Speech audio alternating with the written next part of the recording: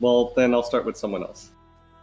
Oh my god, why is this so loud? 1 second. It is so loud. Yeah, Oh, the music yeah. reset. Just go to, don't change the individual tracks. Go to playlists and pull playlists down to what is a manageable thing for you. Okay, playlist to manageable. I usually 10%. Yeah. Listen, I gotta make it sound nice for the stream, okay? It's gotta be music. It's gotta be music. It's gotta be music. Alright. There we go. In my notes. Music.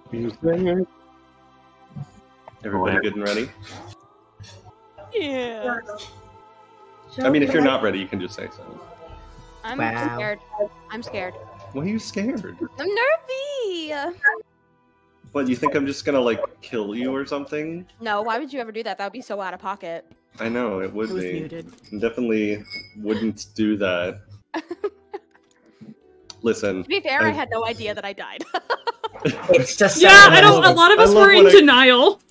Like, she just slit my throat, but I think I might be okay. The best part of that was when I came in afterwards and you immediately were like, hold on, Jonathan. Well, like when the third person came in and said, so are you guys dead too? I was like, wait, am I dead? I think you describing the blood being completely drank from my body didn't register for some reason. It's a fantasy game. I'm fine. Like I'll I have was a. too into the fact that my blood was being drained from my body. You'll walk it off. I have so much of that. Yeah. Like, my body makes more of that, right? That's how that works, right? Yeah, you just sleep it off. Yeah. I'm gonna have a nice flashback. I'm gonna hype myself up, power up, and then like beat the shit out of this person. That's how that works, right? How that works. I'll be fine. Nope. Alistair. Hi, Alistair. That's What's his Alistair? name. What's Alistair doing on a normal day in Brevoy? In Brevoy. Okay, so we're still in Brevoy. Okay. Yes. You've not so- received any Okay. summons yet. Cool. Fuck. Well, Alistair obviously probably would have woken up and given both his wife and husband a kiss. To wake up, and he would have started making breakfast, grabbing some, I guess, eggs and meats, whatever the fuck people in Brevoy have to eat. Making breakfast, making coffee. What are your spouse's names? Shit, what are their names? Wow, clearly so committed. Hold on. Hold on. Your anniversary, not their names. The immediate oh fuck. Oh fuck. Hold This is the on, most- I know this. It's a fuck. What are you We doing? love an intro session. Oh fuck, where are He's you? helping, obviously. What's he I found doing? him. His Okay. best. His wife, her name is Ty, and his husband, his name is Philip. Do you want their What's his full name, name? Philip. No, Ty and Philip is fine. Okay. I think, do any of your kids still live at home? I assume Ophelia does not. Ophelia does not. Yeah, I know, Cork. Hello? What? I predicted it. What? That's insane. I keep calling Jess's character Ophelia for no fucking reason. What the fuck? She's been doing this for weeks. Like, I'm psychic! what the you What the hell? Changing your class from witch to psychic. Oh my god. Ophelia doesn't live with me because she lives with her husband and her kid. And Aaron. He still stays at the house because I mean it's a house of certain regard, so... And he is a bachelor, so he has no reason to live somewhere else. So he would be staying with me. He probably is already awake and training, so... There's you can indeed, as you're making breakfast, hear the sound of swords clanging from outside, and then you hear like a whoa, and the sound of like a body hitting the ground. Gonna look out the window. He overextended on a thrust and just ate shit. Oh, buddy. Looks over and sees you looking through the window. Is like, sorry, Dad. Didn't mean to upset you, bother you. Breakfast smells great. You're doing great. Just, tighten up the form, alright? I know, you always tell me lower stance, bend your knees. That's how they, gain the upper hand. Just, you know. Right. Alright. Does a quick back roll to get back up and brushes himself off, and I think I'm done for today. Sheathes his sword, puts it on the rack, and heads inside. Just as Ty and Philip, right? Yep. Yeah, Ty and Philip come downstairs as well. You all sit down for a lovely breakfast together as a family. Any plans for the immediate future, Father? Nothing of note yet. Immediate future, no. Maybe down the line might start a farm, who knows. I've been quite quiet here. How's court? Terribly boring as always. Well, I don't blame you for not wanting to be a part of it anymore. well, once you find someone, then you would be able to have a little bit more fun in court. I suppose there's not really much for a night to do, I suppose, unless you want me to head out to the World's Wound, but frankly, I don't. I'm not exactly trained to fight demons and things like that. So. Staying in Brevoy might be best. There's something that I heard at court that maybe might interest you. Actually, there was rumors of a match between one of the heirs of Lebeda and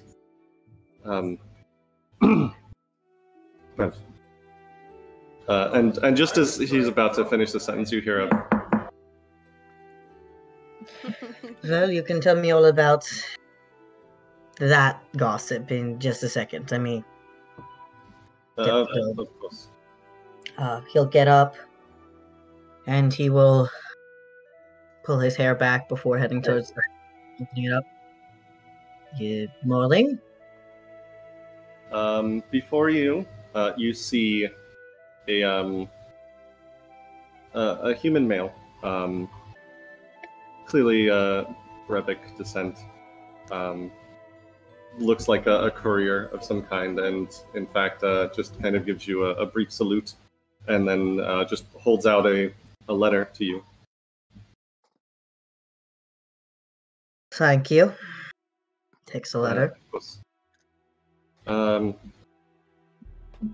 Just gives a brief nod. Make a perception check. First roll of First roll of the game! First roll. No pressure. But no pressure. Do good. Yeah, or else. I believe in you. Hey, quick question. Do I use physical, or do you want me to use the dice bot? I think for this, I would like them in the in Foundry, just for the stream. Then I shall try to do this. Yeah. Okay. Yes, this all looks good. Roll. Perfect. 9. 9. 9. Kid seems a bit in a hurry. Don't know exactly why, but it seems like he's just kind of in a hurry to leave. Maybe he's got other jobs or something. And just gives you a brief, like, half bow and starts to leave. Morning. Head back inside, close the door. Kid's got places to be, I ain't gonna hold him up.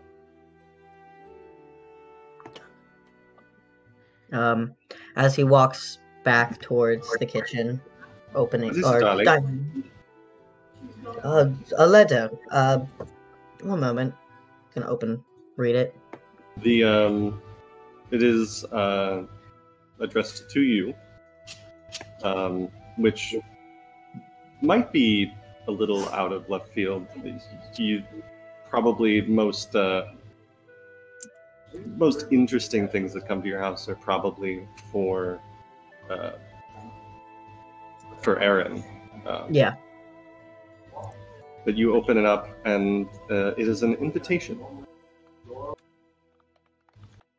It says, "I hope this letter finds you in good health. It may have been a long time since you were at court, but your name still holds some sway among those who are familiar with your exploits on the field of battle.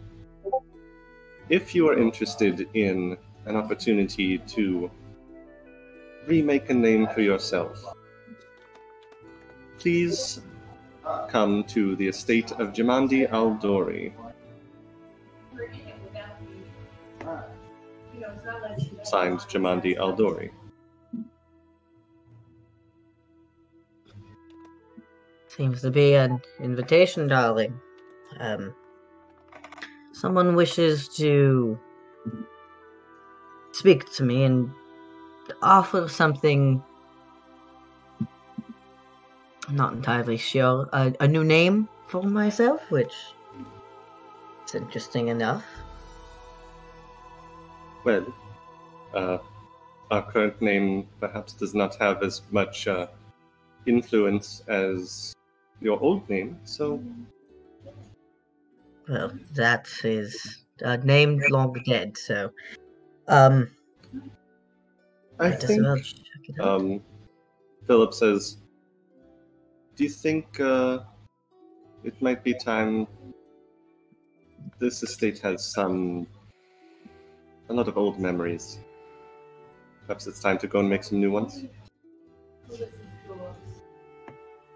I've got one more adventure left in me, so I wouldn't be opposed. Though, of course, someone will have to take care of this house. And he looks over at Aaron. It's immediately just like, I can do that. Of course. Oh, of course. I would hate to have to leave it to someone else that I don't know. I'll let you have it. I feel like this is one of your jokes, but sometimes I can't tell with you still, Father. The house is yours. If what is being told is true.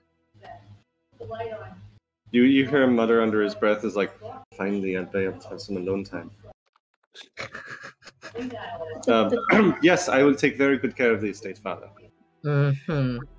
Well, at the very least, let me talk to this Jamandi Aldori. Jamandi Aldori. Hear what they have to say. The date that it requests your presence is the 24th of Calistril, 4720 AR, which is next week. Next week? Oh, okay. Then we have enough time. How far away is it from my current location? Depending on where in Brevoy you live, It is on the essentially the southeastern corner of Brevoy. Okay. Even from the furthest part of Brevoy, it would be about a week's ride. And I don't think that you live all the way on the lake. So, yeah. No, I'd probably live closer towards the center. Well, hold off on any packing. Let's see what they want first. And I will send word if we leave, I suppose. Everyone gives you, well, you don't leave immediately, so you have some time to pack for the ride, but by day's end, you are ready to head to Restov, is the city in which Jamandi Aldori's estate is located. Before I head, I do stop off at Ophelia's house. And I go to the door, but I don't knock. And instead, I pull out some parchment and write that I will be seeing a friend and I will be back soon. Possible for one more adventure, and slide that under the door rather than have a face-to-face conversation with my daughter, and I will head out.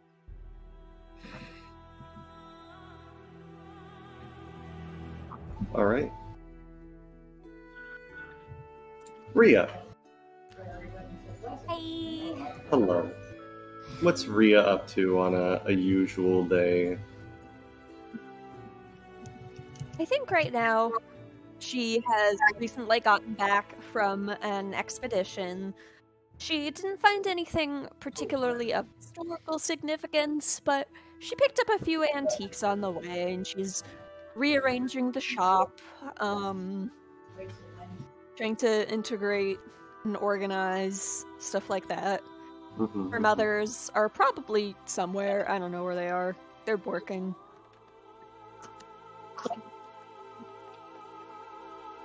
So you just arrived home after an expedition? Yeah, probably a day or so ago. What is Ria's home like?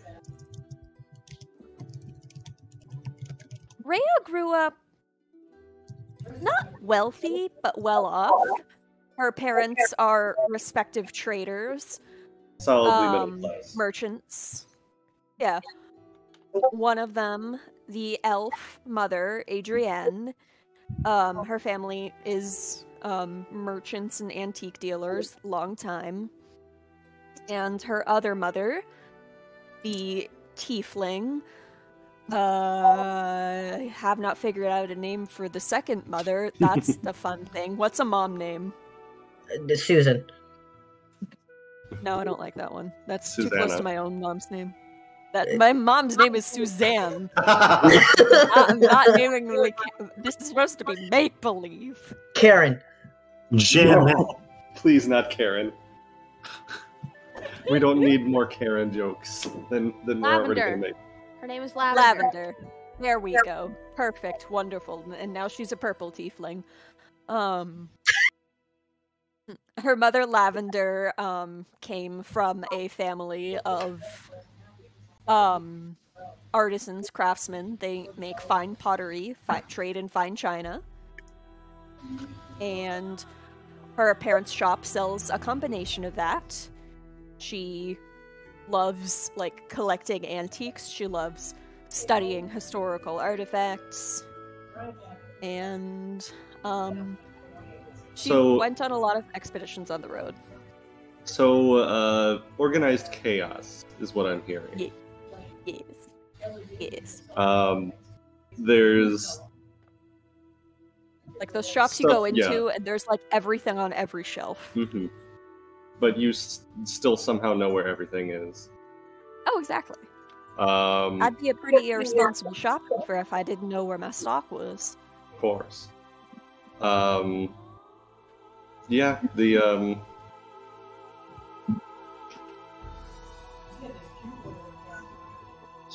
Is there well, I'll just say that as you walk in, you put down your things and start to unpack. And there's a note from your mother's on the table. It says, we know you're going to be back today, so we left a little extra something for you in the icebox. We'll be out most of the day. Someone arrived with a letter for you. We left it on your bed. Hugs and kisses.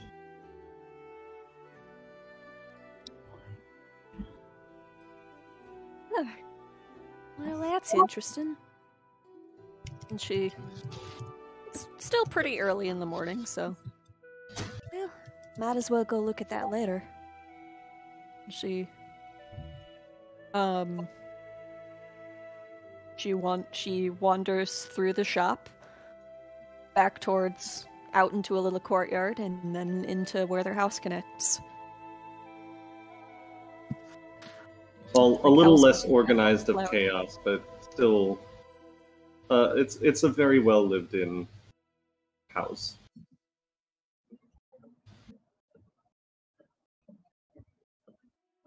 You head up to your room to go check the letter? Yeah. Okay. It is indeed on just sitting on the pillow of your bed, nicely made up by your parents. Addressed to you. This time. Yeah, not even a fine layer of dust. Kinda miss it. You get plenty of dust out in the field. They figured she might like something to be at least a little clean. Antiquing expeditions and archaeological digs are not a clean profession. You open the letter, and addressed to you, it says, Salutations, Ria. Your parents' name is well regarded amongst many circles, but we are aware that they are quite attached to their current business. Your name has come up more than once in the field of discovery and merchanting both. And there is an opportunity that I hope that you might find interesting to expand your influence into a place where very few have had the opportunity to research and trade. If you are interested in such an opportunity, please find yourself to the estate of Jamandi Aldori on the 24th of Calistril, 4710 AR. Signed, Jamandi Aldori. Aldori? It's like those sword guys. You want to make a society check to see what you know of the Yes, sword? I would love to make a society check. I too talk to myself all the We time. live in a society. We live in a society. We live in a society.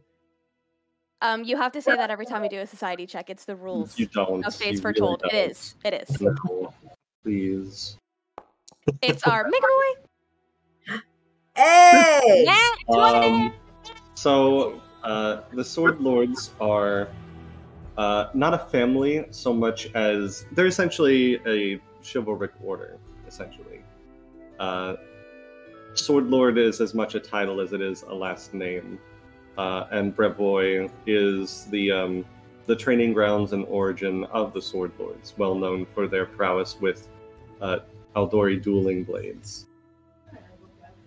So someone with the surname Aldori has gone through a very rigorous upbringing in the Order of Sword Lords. And it comes with... The best way I can think to describe it is that Aldori is I hesitate to say it, but like a found family kind of thing, where people from all different walks of society become sword lords, and that gives them a degree of of renown, because it is not a very easy, not a very easy order to graduate out of. Wow, I can't imagine relating to them. If only I was adopted, chosen family from two people with different backgrounds. Mm-hmm. Wow. But yeah, so you may have heard of Jamandi Aldori a couple of times before. Nothing too terribly specific, but you know she is a sword lord of renown, and very skilled with a blade, as all sword lords are. Well. Certainly merchant things I can do. Wonder if we'll have any use for my other skills, though. And she just little golden glow around her fingies, playing with magic. Their fingies. Might be an interesting adventure. Ugh. I could have had the decency to let me have a few days at home, though.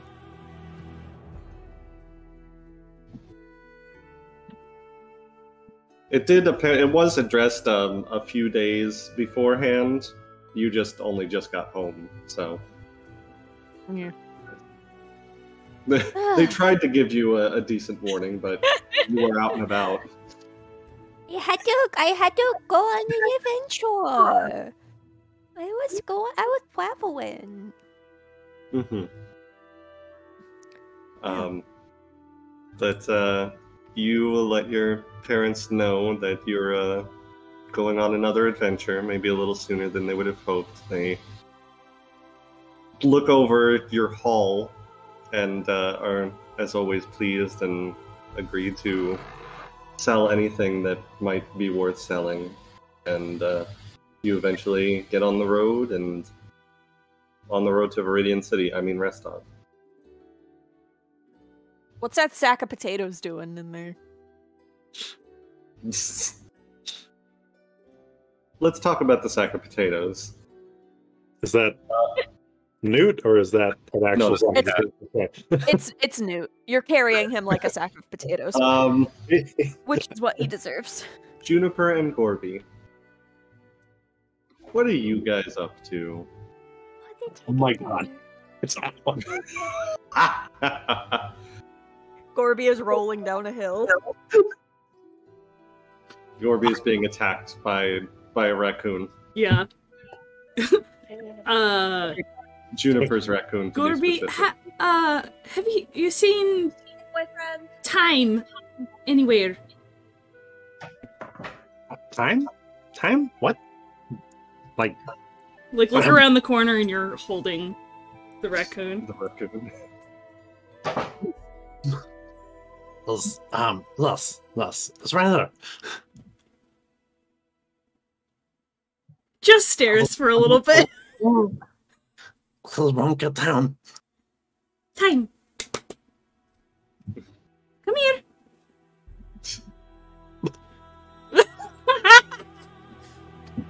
All right. The raccoon runs over to Juniper. Well, I was doing an accent the whole time in the shower, and I've just lost it. Okay, it's only a half session. Just muddle through it. This one is for figuring out the We're voices. all gonna be muddling through it. A little sick, or a little sound different. Why tell us why you sound different? Oh boy. All right. I'm only getting this voice because I play with it all the time. There's some pumpkin bread on the counter. It's a little bit dry. I was gonna head into town to get more milk. Look. You are living the bread here? The bread. Bread stand? Am I coming with you? What about doing? You don't have to come. You can have some of the bread. Some. What is some? Well, leave me a bit. Okay. I do that. Or you could come with if you want. I will stay here because I have something to do. There's definitely not a surprise. Definitely not. Alright. Fine. Let's go.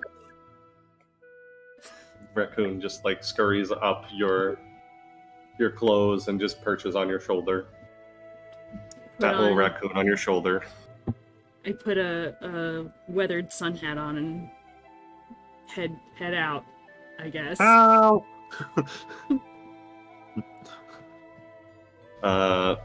So you head into well, you live very close to the Stolen Lands.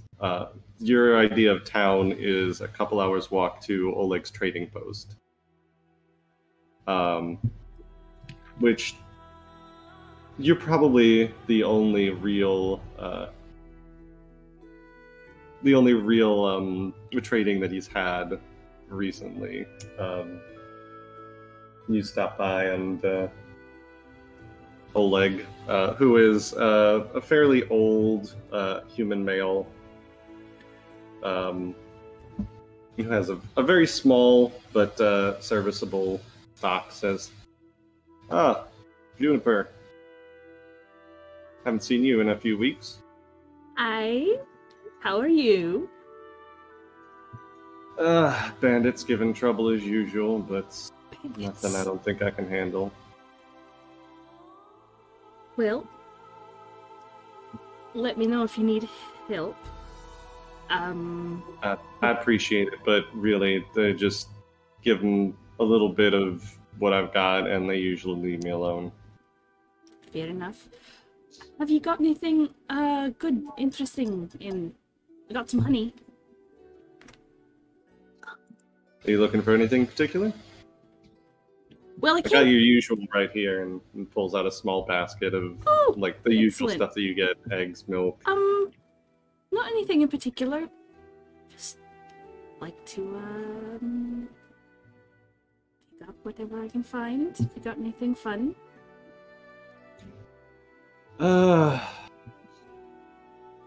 I did have something nice before, but bandits saw it and thought it was real nice. Decided they'd take that this week, so sorry to say, just the usual stuff right now.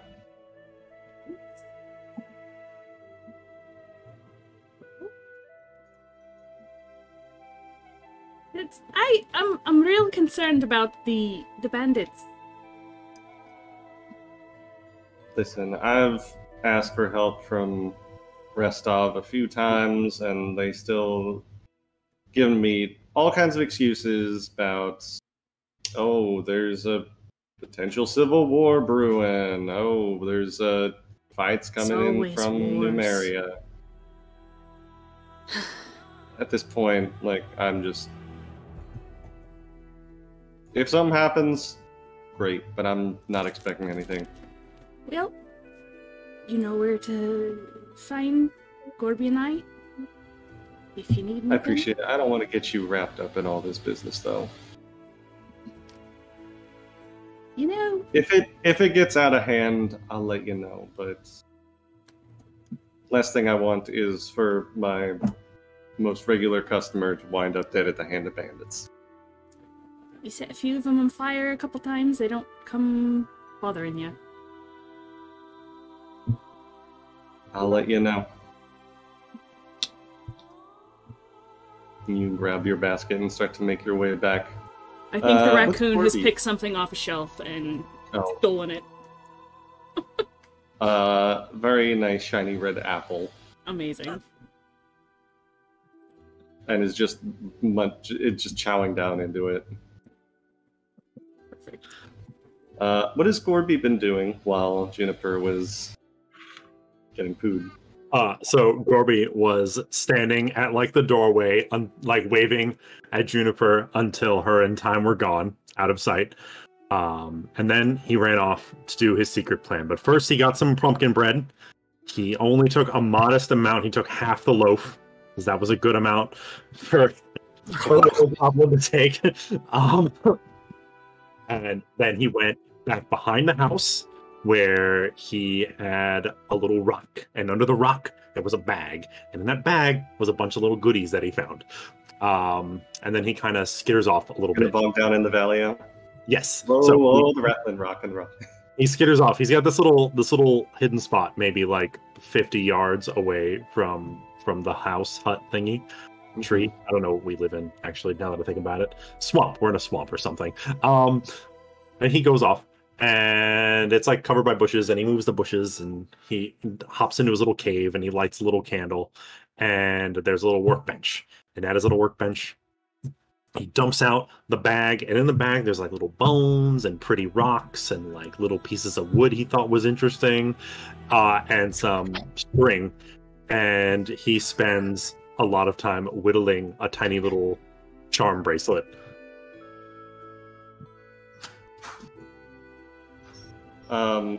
While you're doing that, you hear a voice, which you realize very quickly is not Juniper. Just like very, very distantly and knocking, like, hello? Is this the residence of Juniper?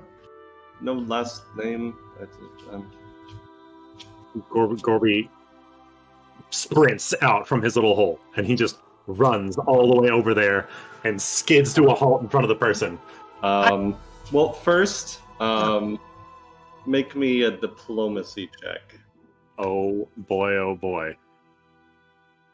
Because what this man sees is a goblin carrying ass through the woods directly at him with whittling tools in his hands. Oh my god. You said diplomacy? Yes. Stellar, I'm totally untrained in that. This is going to be great. How the fuck do I roll this? There we go. Roll. No, thank goodness it was good. He goes to like half pulls a sword from his side and then seems to realize like, oh, those are just whittling tools. It's not a dagger or anything. But still, like, take a couple steps back as you come skidding in front of him. There's literally like a cartoon sound effect of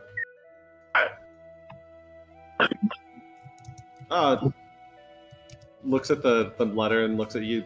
Juniper? Hello, this is Juniper's house. I'm her friend. Astora. Not her. I can see that. You said you're her friend? Yes. Could you make sure that this gets to her then? And hands out a letter to you. Gorby grabs the letter and he holds it very close to his chest. Yes, so we get this.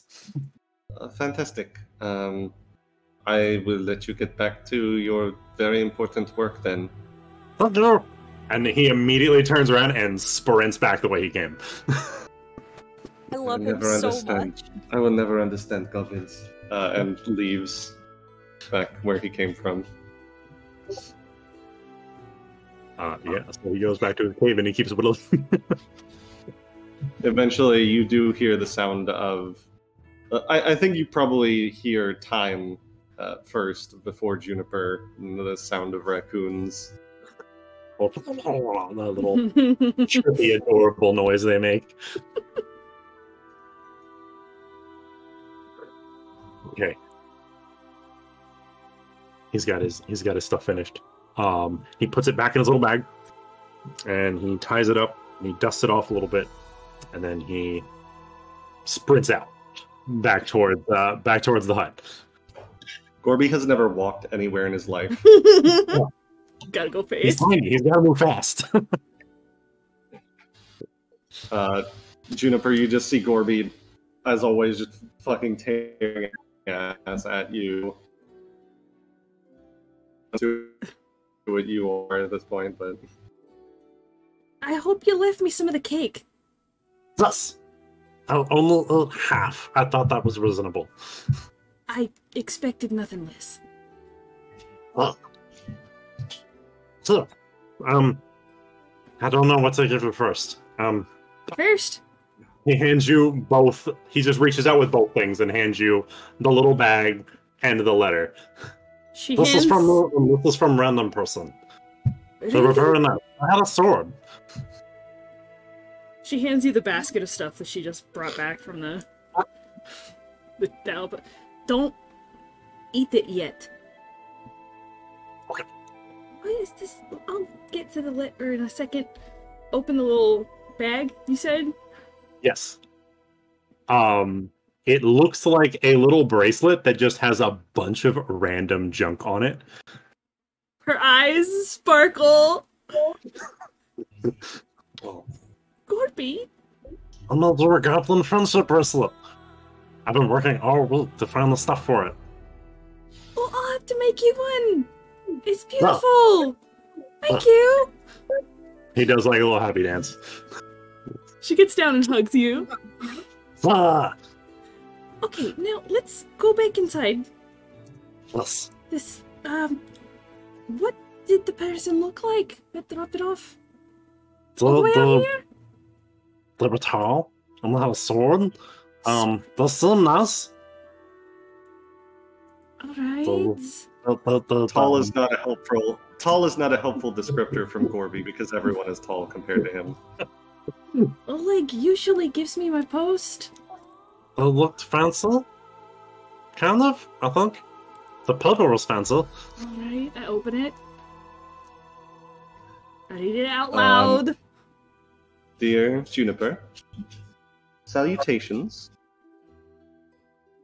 There is an opportunity within the Stolen Lands in which you reside that I believe your specific familiarity with the landscape might be helpful.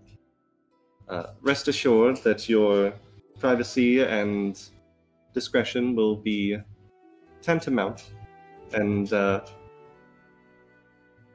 no one will make any further inquests about who you are or where you came from. If you are interested in possibly dealing with bandits threatening your friend Oleg, please make your way to the estate of Lady Jamandi Aldori in Restov on the 24th of Calistril, 4710 AR. Signed, Jamandi Aldori. She stops reading it out loud like halfway through. Well, we've been invited.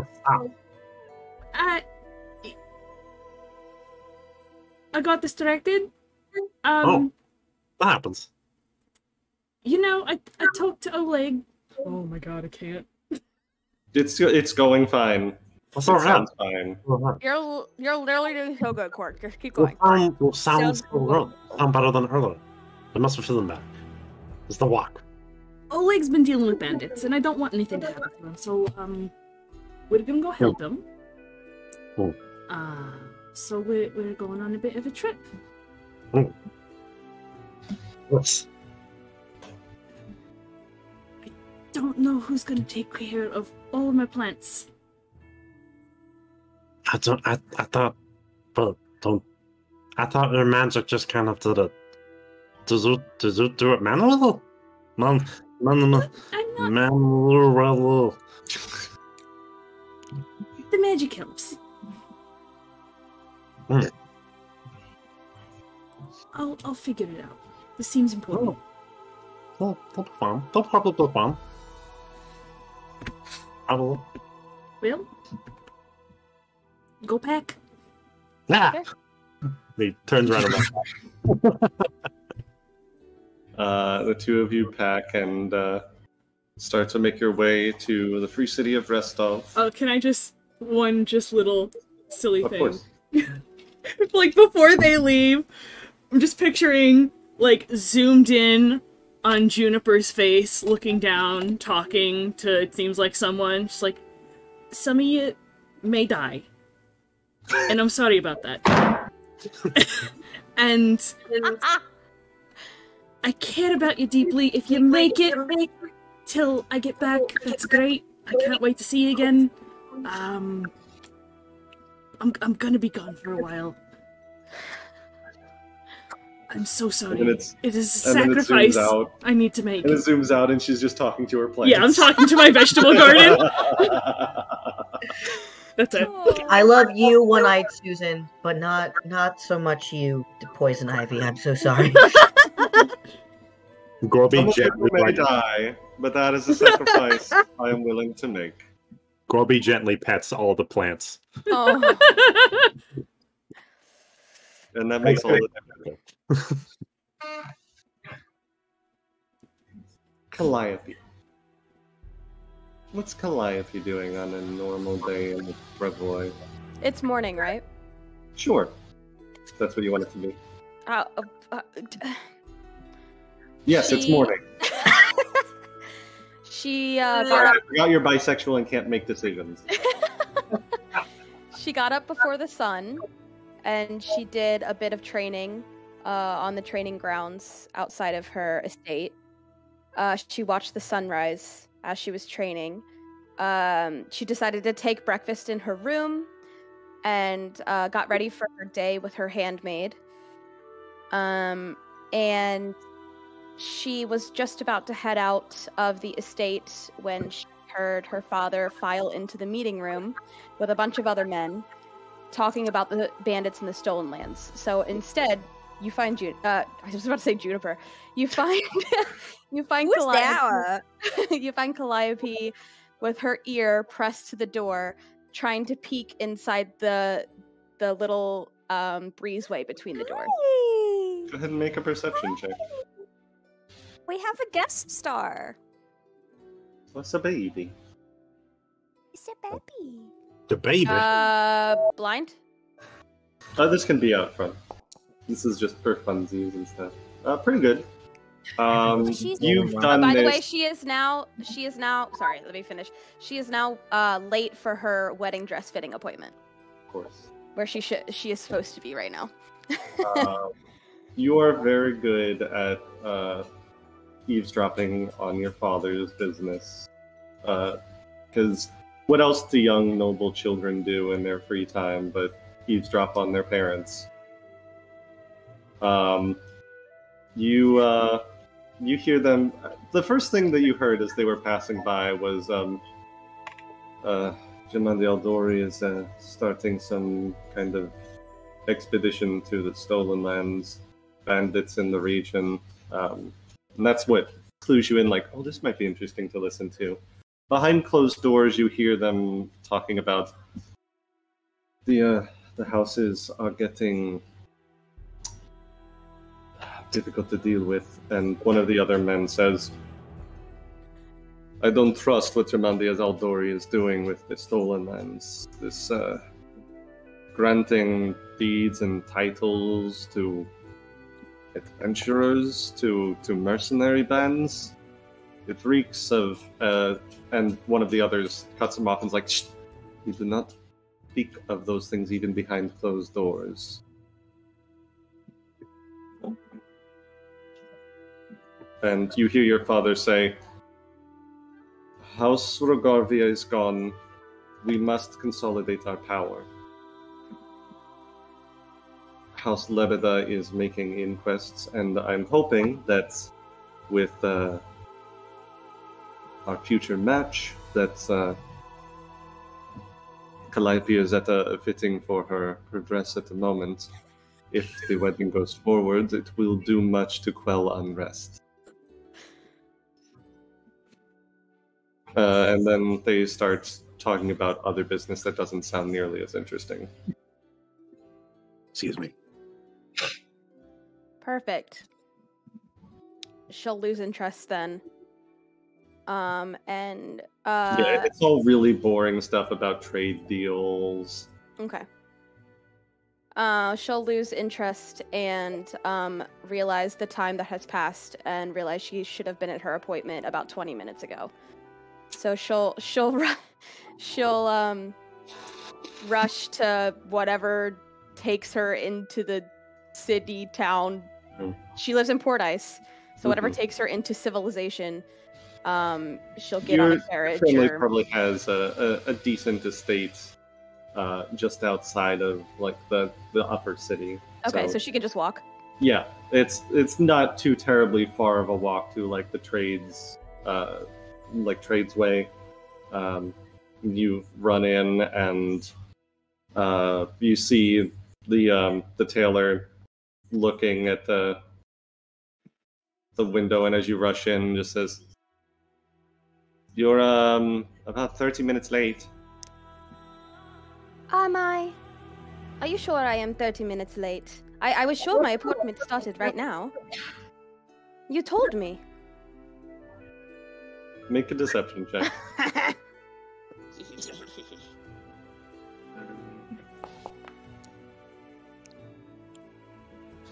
You see her like eyes widen for like half a second, and then puts on a really fake smile and says, "Yes, of course, my lady. I must have misspoke. I'm terribly sorry for the inconvenience." No apologies are needed. It's okay. At least I am here now. Should we get on with it? Yes, of course. She goes into the back and brings you with her. Tape measures, cloths. Like, do you like this pattern or do you like this pattern? You know, I think your judgment is best. All right.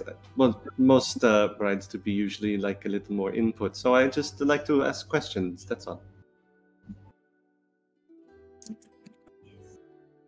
I'll go get the and heads and goes and she has a couple of helpers that are keeping you like set up, and they're putting all of the stuff on you. And in the mirror, you look very beautiful. Oh. She'll look at herself in the mirror and tries to put on a smile. But behind her eyes is just sadness and despair. But she has a polite smile on her face. Thank you so much for all that you do. I am so excited to wear your dress. Of course, it will certainly be done before the ceremony. No need to worry. I'll have the bill sent to your father, and Yes. We look forward to seeing you in it. Thank you. They busy themselves with their next customer. And what does Calliope do after that?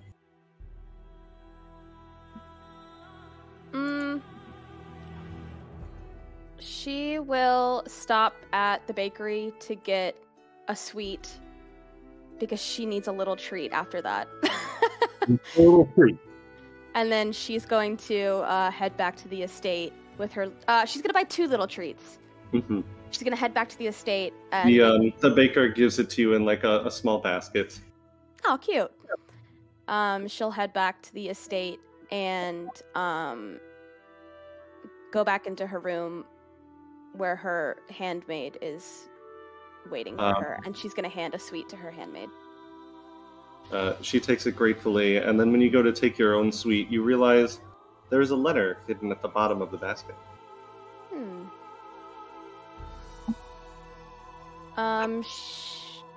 She's gonna look at the letter really quick. It's addressed to you. Okay, it doesn't have anything else, like a seal or a seal that she would recognize, or... Make a society check. We live in a society. One of these days. The seal on the back is emblazoned with the symbol of the Sword Lords of House Eldori. Interesting that my father was just speaking of them, and now I have a letter. She's gonna open it hastily. The handmaid's still there, or did Oh yeah, the she, handmaid's like, still there. Calliope trusts her. It says, "Salutations, Calliope, of House." Which house is it? I forgot. Sertova. Sertova. House Sertova. August. Please forgive. It's August. Sorry. Come here. Please. The dogo. Sorry. Oh my god. It's fine. Please forgive the subterfuge for this letter receiving you. There is an opportunity that I think that you might be interested in if your upcoming nuptials are not to your liking. If you make your way to the estate of Jamandi Aldori on the 24th of Calistril, 4710 AR, we may discuss how you can go about making a name for yourself rather than riding on your father's laurels. Damn. Sincerely, Jamandi Aldori. It was like a insult and a compliment. Yeah, really. Great. She's gonna read it over a couple more times while taking bites of her sweet.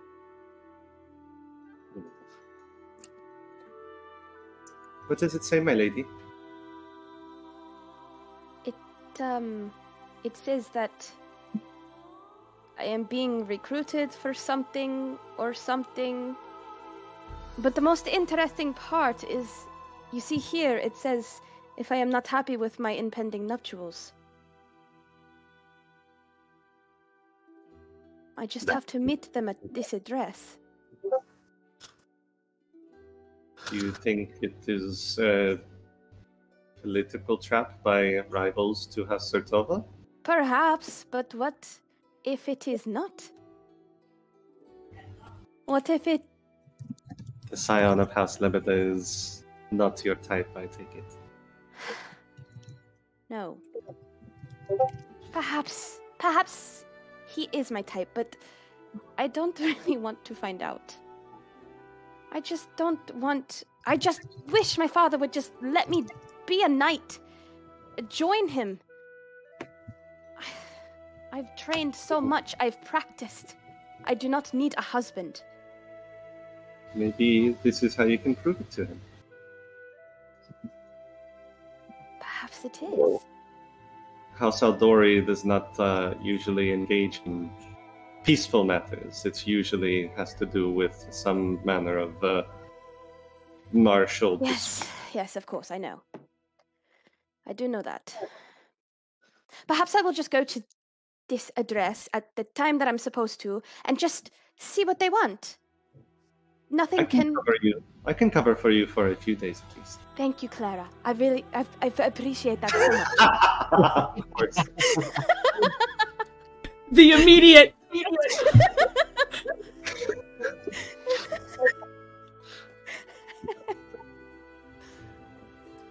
you want to leave now? I can get some things packed for you very quickly before your father knows you're gone.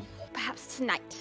Would tonight be a better idea than Yes, right now? yes. In the dead of night. I will have dinner with my family tonight.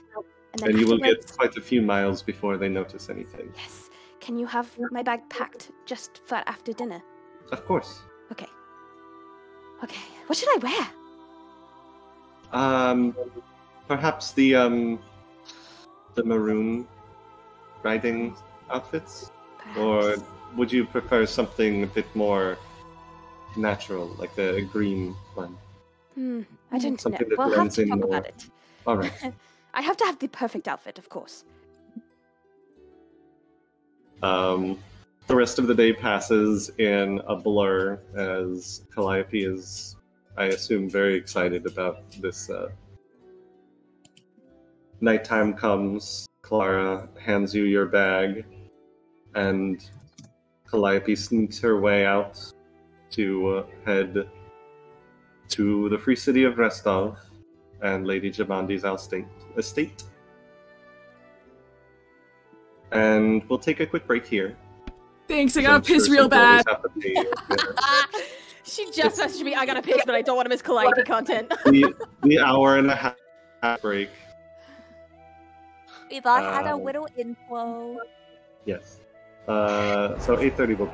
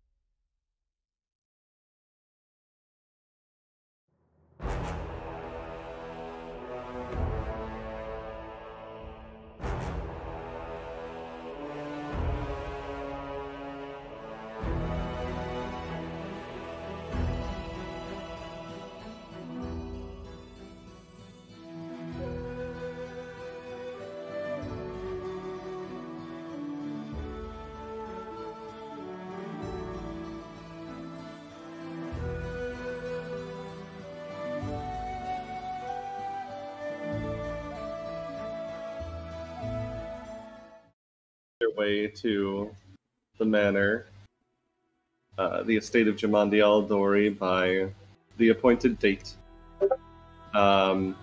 Around afternoon, late afternoon, early evening,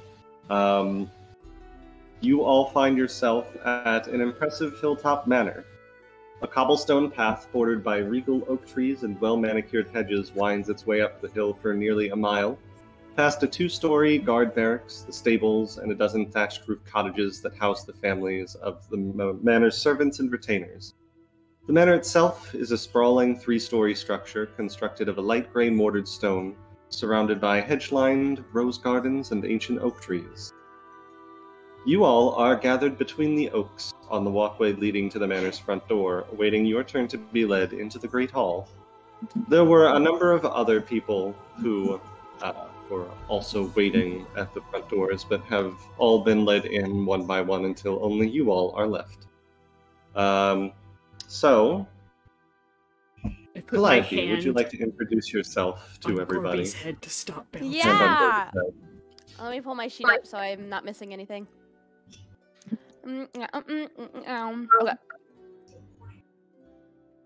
I'm describing what she looks like, right? Yes. Great. So Calliope stands at 5'5" with an athletic, slender build. She's surprisingly toned for a noblewoman. She has short white hair, deep brown eyes, pale skin, and a light dusting of freckles across her nose. There's no doubt in your mind that Calliope is like an elf. She looks exactly like an elf would. Currently, she's wearing a fine, low-cut, intricate made overdress that's sleeveless and has her chest exposed. And then she's wearing pants underneath of it. So all you can see is the overdress and pants. There's no skirt or anything attached. She has a circlet decorated on her forehead that holds a precious blue jewel. And she is also decorated with matching jewelry to her circlet, and a rather large, out-of-place bronze ring affixed to the middle of her finger. She smells like rose water and a hint of vanilla. Okay. Rhea. I smell like dust. I smell like beef. Okay, but I smell like... beef. smell like... Okay, but what about what does she look like? Oh, it's got water off my nose. So, You gotta be kidding me. What crime? Rhea is she is a pink-skinned tiefling with long ibex-like horns, like dark wine-colored hair, purplish eyes. She wears a long tunic belted at her waist and a skirt that hits around her calves. You can see functional boots and a large coat with several pockets and probably more that you can't see. What's in them? Who fucking knows? Her clothes are sturdy. You can tell they were well made and probably a bit expensive, but it definitely looks like they've been used and lived in. Like, whatever she does, she gets in there. Her hair is long and kind of in her eyes. She carries herself relaxed, but she's kind of like a little mischievous, like this is wild. This is an adventure. Little bit of a mad scientist kind of thing. She's very skinny. You could probably tell she's not. If she knows how to fight, it is not physically. She is a sorceress. Right. Gilf, I mean Alistair. Tell us what Gilf looks like. Explain Gilf, the hot Gilf, grandpa Gilf, right Gilf. now. Sexy. So you will grandpa, see a sexy man, grandpa. standing tall, with his, while he does look like he is between the ages of 55 and 65, he does have a very incredibly toned body of someone who has kept up with his health and strength. He only has one eye, and it is covered with an eye patch. And he wears his long silver hair in Nordic braids, which are tied tightly back in a ponytail, in a half-up, half-down style. He has gold jewelry and black and green feathers braided in his hair.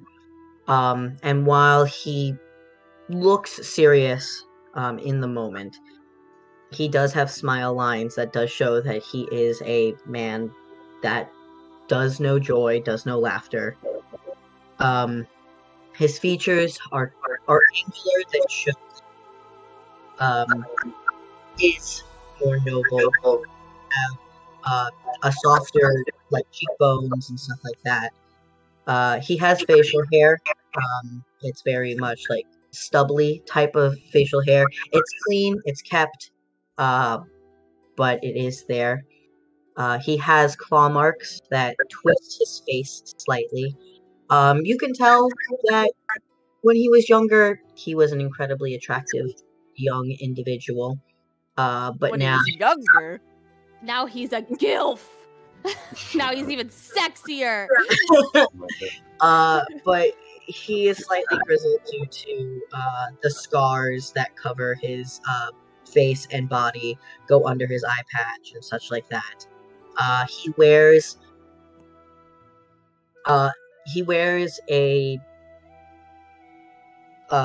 tunic of sorts. It looks plain. It's a dark green, and he wears a kind of cape that is shown that is quite regal. That looks like there once was an emblem on it, but it has been taken off. It is a white kind of cloak, and strapped across his back is a large sword with a shield that covers it. He does look like, at a moment's notice, he can hold off and fend for himself, but it also looks like he has not done that in quite some time. Gorby. Tell us about Gorby. Gorby is he's tiny. He's 3 feet tall. He's a little goblin. He's orange, which I didn't realize was rare. I just made him orange because I thought it was funny. So he's a little orange goblin. He has a tiny little lime green cape on that he likes to wear. He found it. It's more like a hammock, It's like a handkerchief for like a normal person, but he's got it. It's fun. He has little purple shorts, and he has a breastplate on that looks like it's mostly made of metal, but it's all like bits and pieces of different stuff because he just kind of found it and put it together. It's also completely stuffed full of wildflowers because Juniper likes to use wildflowers to smell nice, and he wanted to mimic her on that. So there's just like flowers sticking out of his thing all haphazardly. He has a visored helmet on that has a little mohawk on it. He moves around a lot. He kind of bounces a bit. He has giant boots, and he's tiny. He looks really dense, but he's also looks really tiny. He has a really weird-looking warhammer, probably like a little goblin weapon thingy, and a fun little shield he's got. Cute. I love him. And he has giant eyes that are red-ish. If anything were to happen to Gorby, I'd kill everyone in this room and then myself.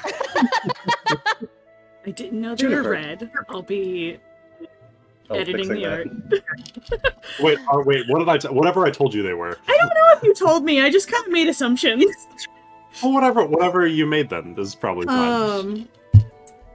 Juniper is A bog witch. Yeah, she looks like it. She looks like a witch. She's 5 foot tall on a good day. Much like us. She is wearing, all of her clothes are mismatched, just like stuff she found and put together. The bottom of her skirt looks kind of like moth-eaten.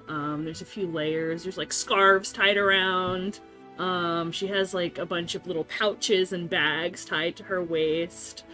And she's got like short, shoulder-length hair that's like reddish brown and has 2 streaks of like graying hair in the front. She's got a lot of like bone jewelry and just random stuff she's made or Gorby has made her. And she's carrying a wooden staff that has like vines and some what look like living plants on there. Some of them look like they're dying because there's no soil. It's just on a staff. But she sticks flowers everywhere. As they're standing waiting to go in, she's like sticking more flowers into Gorby's armor. It also does bear mentioning that Calistril is the first month of the Galarian calendar, so it is the middle of winter. I am dressed inappropriately for winter. Brevoy is not like it's a fairly temperate region, but you know, even then in the winter it can still get fairly cold, and with the sun starting to dip down, you can even see clouds moving in and the rumblings of maybe distant thunder, a storm starting to sweep in. Before the first drops of rain of the storm begin to fall, the door opens and a couple of servants call for you to enter the manor.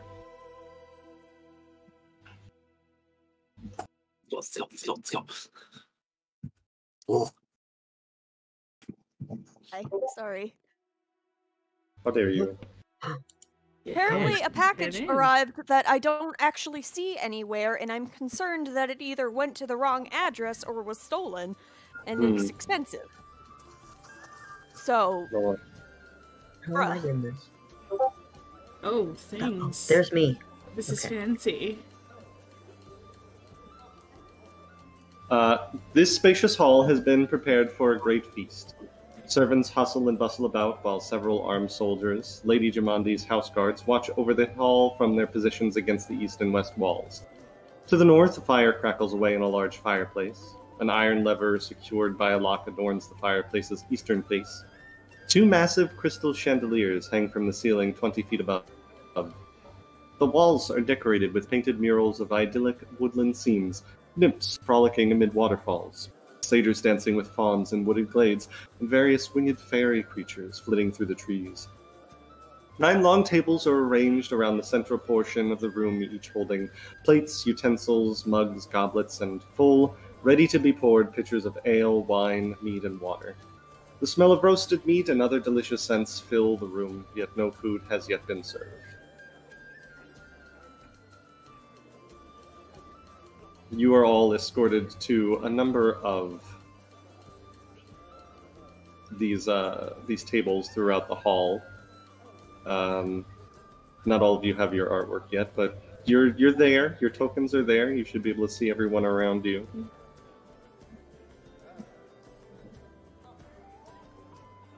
I put time on my lap like a toddler. Gorby has his hands flat on the table, and he's just like clicking his fingers, trying not to eat everything because he wants to be polite. There is no food yet served, thankfully. So, Okay. oh wait, that's a mirror. You're actually all seated at the same table, so you guys Okay. are over here.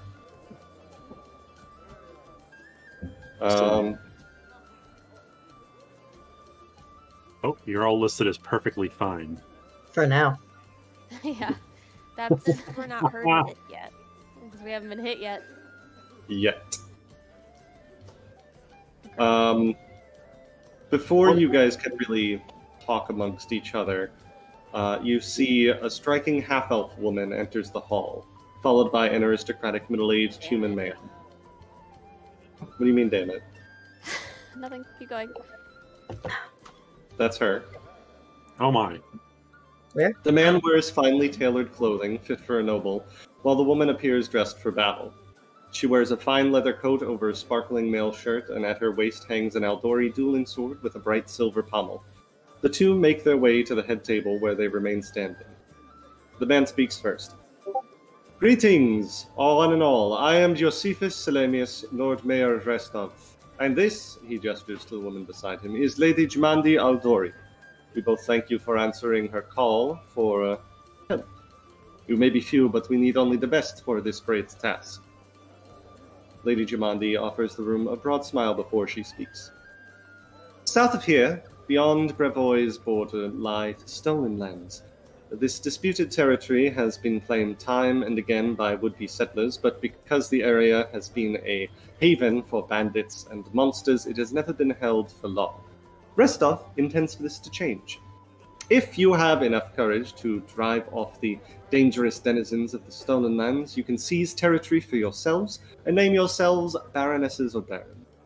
Restov intends to recognize the legitimacy of the new rulers of this land, and none of the other neighboring realms care enough to challenge you. We are prepared to provide backing as a trade partner and military ally. If you claim the land, you will have my, indeed all of Restov's, support. Lady Jmandi raises her goblet. But the details of your individual missions and charters into the Stolen Lands can wait. I raise my glass to you, brave heroes. For now, let us eat and enjoy the evening. Tomorrow promises to be a very busy day. There's a smattering of polite applause from all the gathered guests, and the servants immediately begin to circle around the room, filling mugs with ale, fruit juice, or water, and serving food from heaping platters.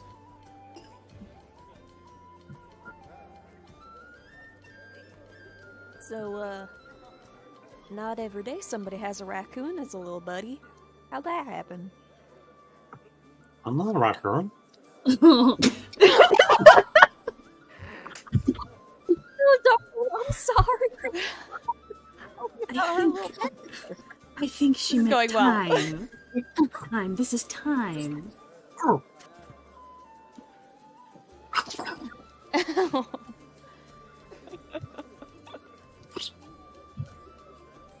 Gorby's eating food.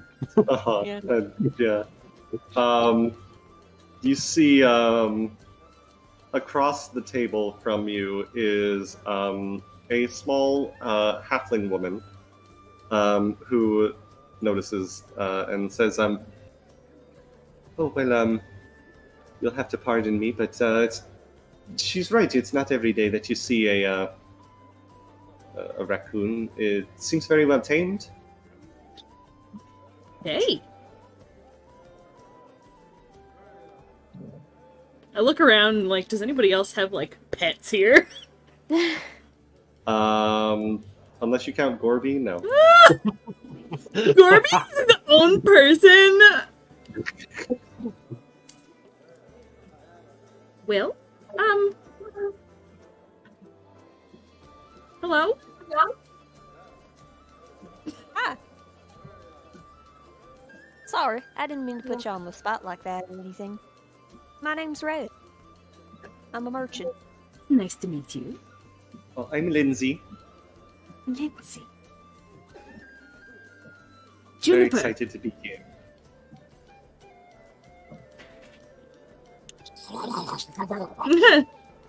That's Gorby.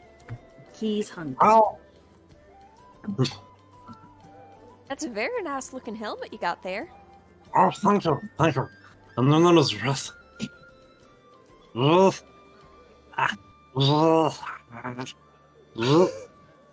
Yeah. man, I'm sorry. It's But I okay. don't You give can you take, instance else. it's okay. You take your time, and if you find something else that's easier for you to say, you can use that. That sounds mean. That sounds I'm growling at you. I'll think of something. Okay. I look Um, forward to it.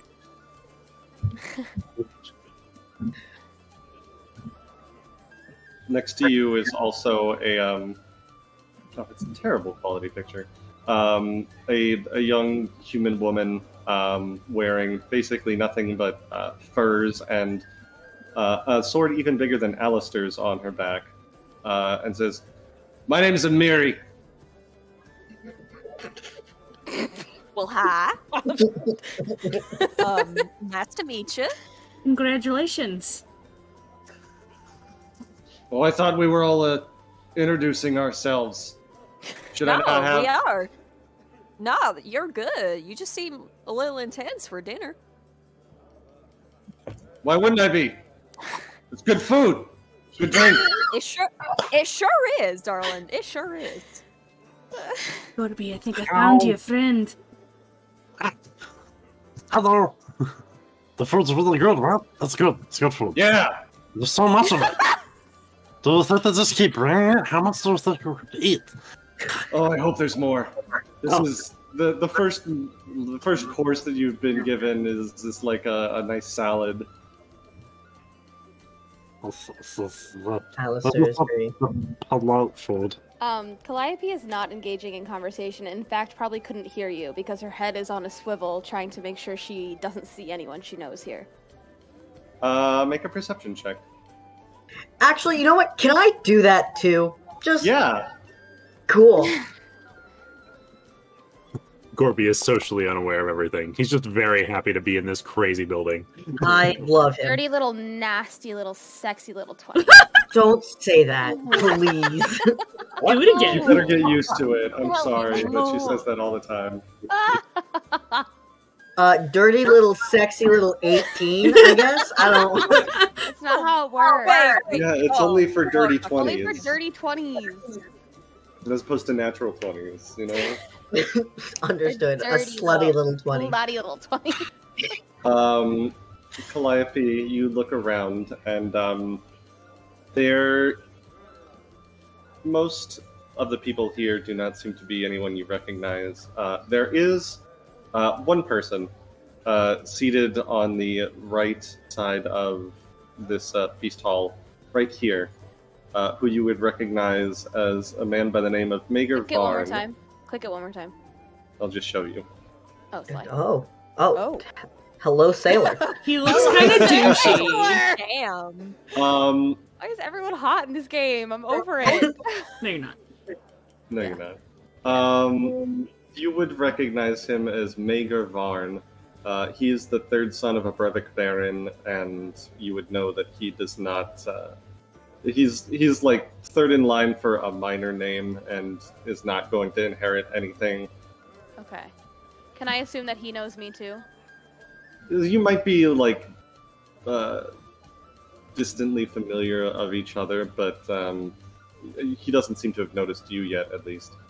Great. She'll... Other Once than... she sees someone she knows, she'll turn her back to him and make sure she doesn't turn around again. Thankfully, Okay, you are you seem on kind of that nervous. side Yeah, of the I am. table. So, yeah. Mhm. Do I see Also anything? seated at this table with you, aside from a few nondescript adventurers who aren't important to the plot, Okay. there is... Sorry, was that a little too on the nose?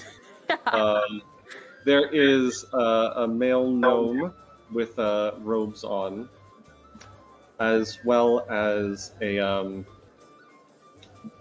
elf in leathers with a scythe strapped to her back. Neither of whom are really engaging in conversation either, like Calliope. Oh, Did my 18 give me a person? Sorry, I forgot about your 18. No, you're good. I would say you would probably recognize Mager Varn as well. Okay. I don't know how much you would recognize Calliope, because Calliope, are you like... I don't think you're particularly like hiding who you are, but are you wearing No. any... Are you wearing anything that might... She's not wearing like the family crest or anything.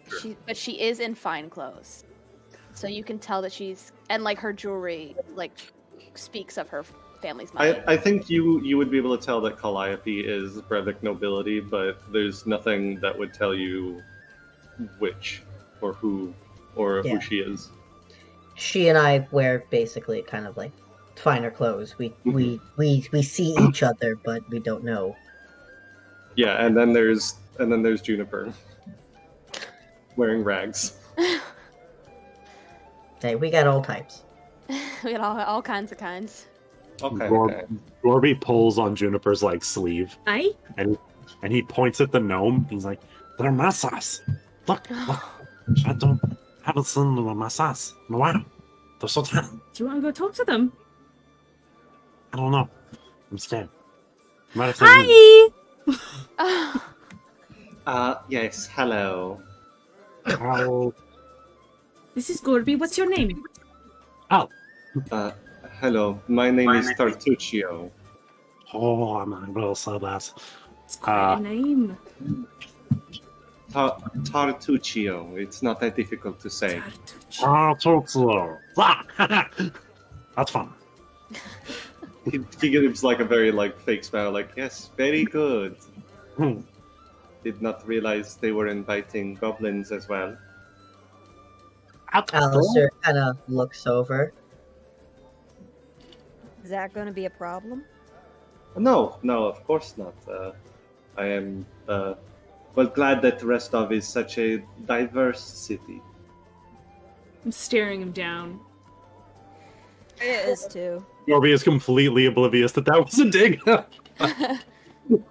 He's just like, wait, was I actually invited? Juniper was invited. I didn't get invited. I'm just here. Aw. Technically, that is true.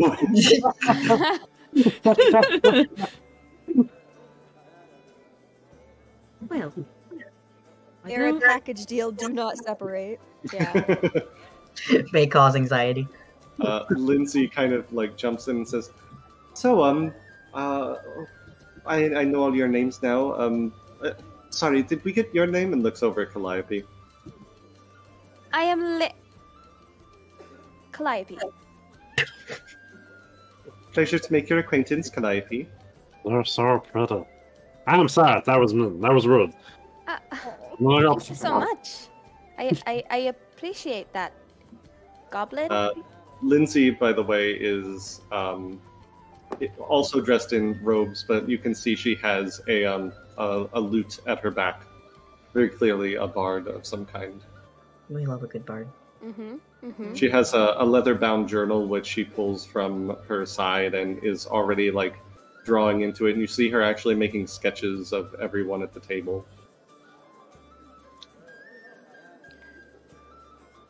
Sorry. I did not exactly give you permission to sketch me. I'm very sorry. I'm just very excited. It's Feast of Heroes. It's. I would appreciate it if you put the pen down. Thank you. All right. No, it's fine. I can not sketch you. I'm just very excited.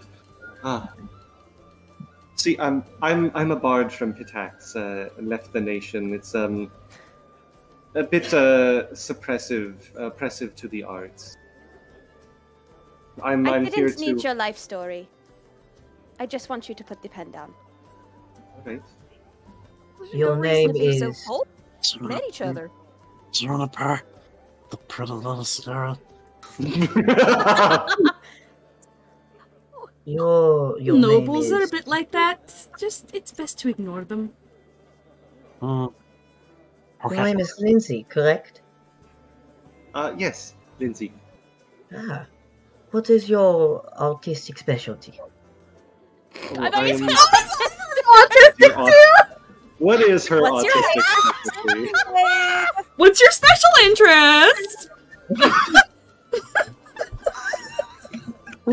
I mean, when you're asking a bard what their specialty is that not just their special interest? You're so right. All bards are artistic, canon. Okay. The prereq. She says, What is your artistic artistic? It's getting worse. Artistic. I am a storyteller, first and foremost. I'm a fair hand at playing and singing, but really I'm a storyteller first and foremost, and I'm here to. I'm sure that this whole expedition into the Stolen Lands is going to be the start of some terrific story that I hope to one day pen from the start. See, the problem, and she just starts going, it's like, the problem with most accounts of adventurers' deeds is that they're always secondhand, that they always happen after the adventurer is already finished. I want to be here at the start of it so that I can get every single detail right down to the wire. So that is a And very that's the noble same deed. problem I have, like, studying history. Every time you look in the past and You you love to look study at a history? history book. Yeah, Oh my I'm goodness, somewhat we're going of to an get along so well. archaeologist. Oh yeah, and every time I'm trying to figure out about the history of a place I've gone to, I look in a book and it's just somebody who wasn't even there. But if you can find a diary or like even some kind of news record or anything, even like I learned a lot looking at people's old trade ledgers from shops a couple centuries ago. You can learn a lot about people from what they bought and sold. What It's true, it's true. history intrigues you specifically? Well, the thing is, society does a lot of back and forth and tripping up over itself, making the same mistakes over and over again. But if we pay attention to what other people did in the past, if we learn from their mistakes and take their discoveries, we can put them forth and make the future better. That is noble. Both of you have done pursuing noble things. We all need storytellers, because if we have no storytellers, then people die into oblivion, and people get forgotten. If we have historians, same thing. Both of you are very well needed for whatever is ahead. Pleasure to meet both of your acquaintance. Pleasure for me as well. Well, I hope that this is the beginning of a very wonderful opportunity. Can either of you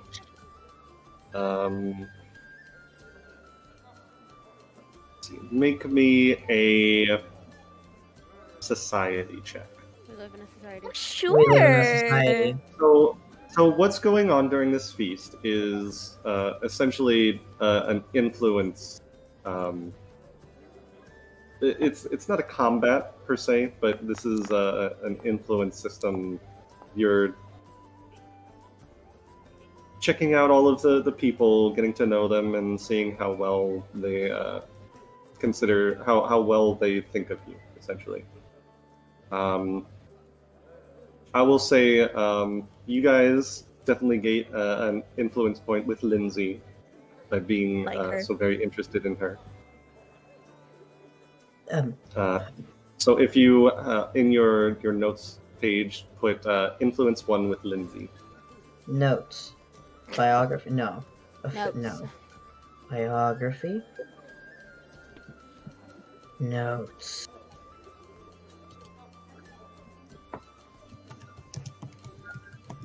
At another table, you also see this dour-looking dwarf, and one of the other tables is completely taken over by what's clearly like a mercenary company that are even in the middle of this feast dressed in like full regiment of like heavy armor and weapons over here. Still like enjoying the feast. It doesn't look like they're going to cause trouble. They're just clearly like used to going about in their business with their usual getup. There's also at the very far end, everyone except Calliope can see her. This woman in also heavy armor with a very large shield at her back. Joan? Who is very clearly like Literally Joan of very Arc. politely. Yeah, it looks a little bit like Dominique? Joan of Arc, but like Dominique? very politely talking to the people across from her, like similar in the way that Calliope is being very polite, even if she's being kind of rude about it. And this is the dwarf. Look at him. handsome lad. You have a skull on The it. drink. It sure does. Alistair will look over at Calliope. Good evening, miss. It is evening, correct? Yes. Yeah, it's dinner, so. Well, you know. And you can hear the rain starting to pick up a little bit as the feast is going on.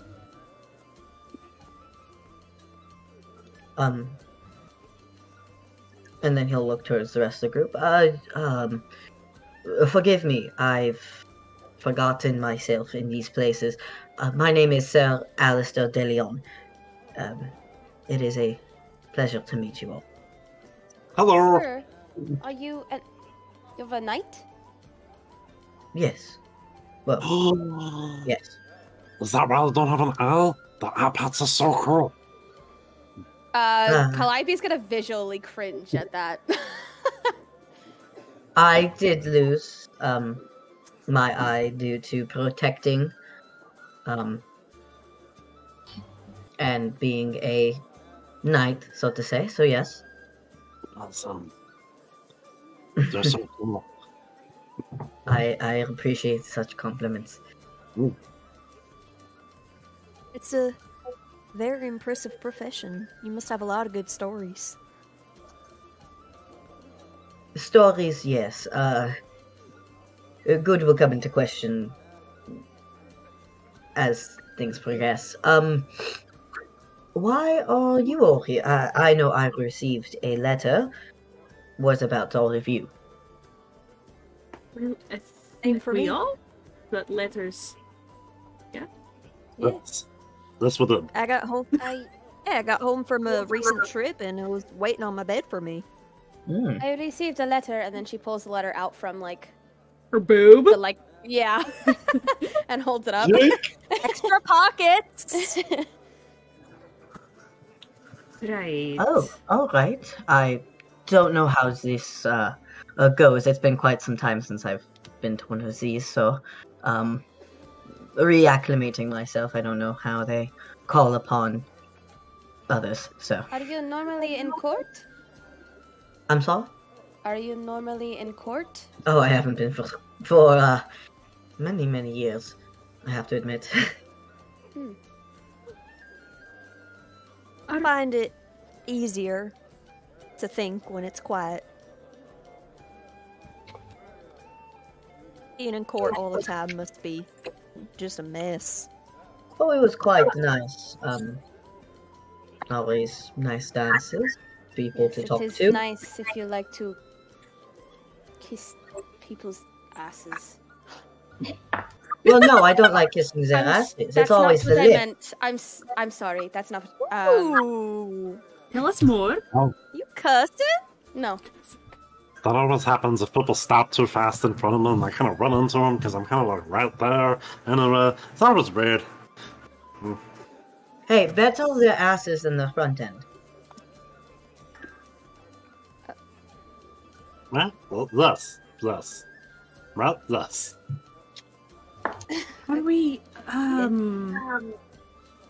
meant to be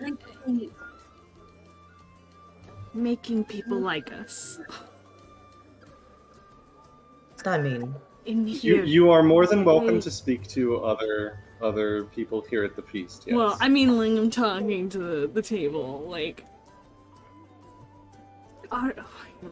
Everybody else's accents is like really throwing me off. I want to be Southern so bad right now.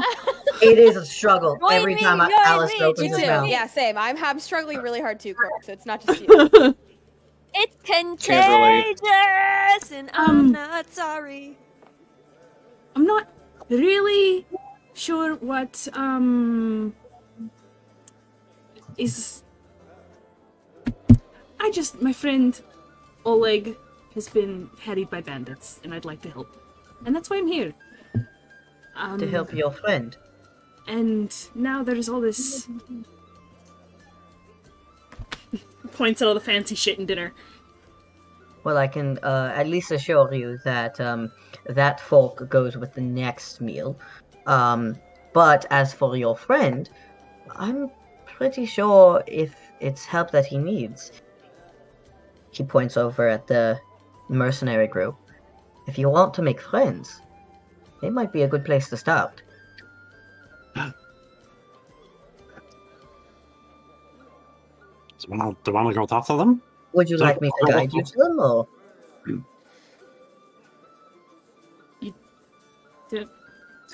Gorby? Yeah.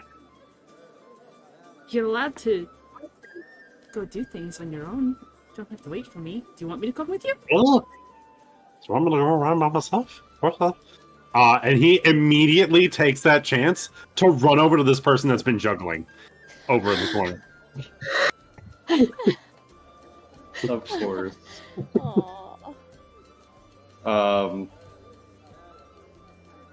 They're just entertainment. But Gorby goes over and immediately chats them up. Why not? Who was the one with the Aldori blade? At the table? There's Jamandi Aldori. She's the sword lord that invited you all. Okay. Just to go over all the people, there's a pale elf here. Lindsay is Talk to there. her. This is Amiri. This is Tartuccio. This is the dour-looking dwarf. This is the clearly mercenary company.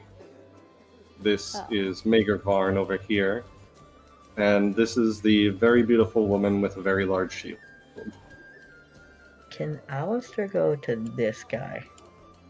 Alistair wants to go to talk to Magervarn? Sure. Yeah, because I know him.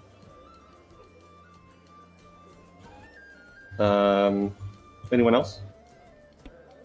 We just had a The seizure, Juniper so I said can't you wanted see to talk to the anything. elf. I want to talk to the lady with the big scythe. Talk to the lady with the big scythe. I want to talk to the pretty lady. I want Big to weapon. flirt. Let me flirt. Who do you want to flirt with? No, not me. Not me. I was saying for Cork. Oh. Well, how about Rhea? Rhea's pretty interested in what was the barbarian's name again? Amiri. Amiri. Yes. Yeah, she seemed intense and fun and intriguing. I want to know what the fuck she's doing here.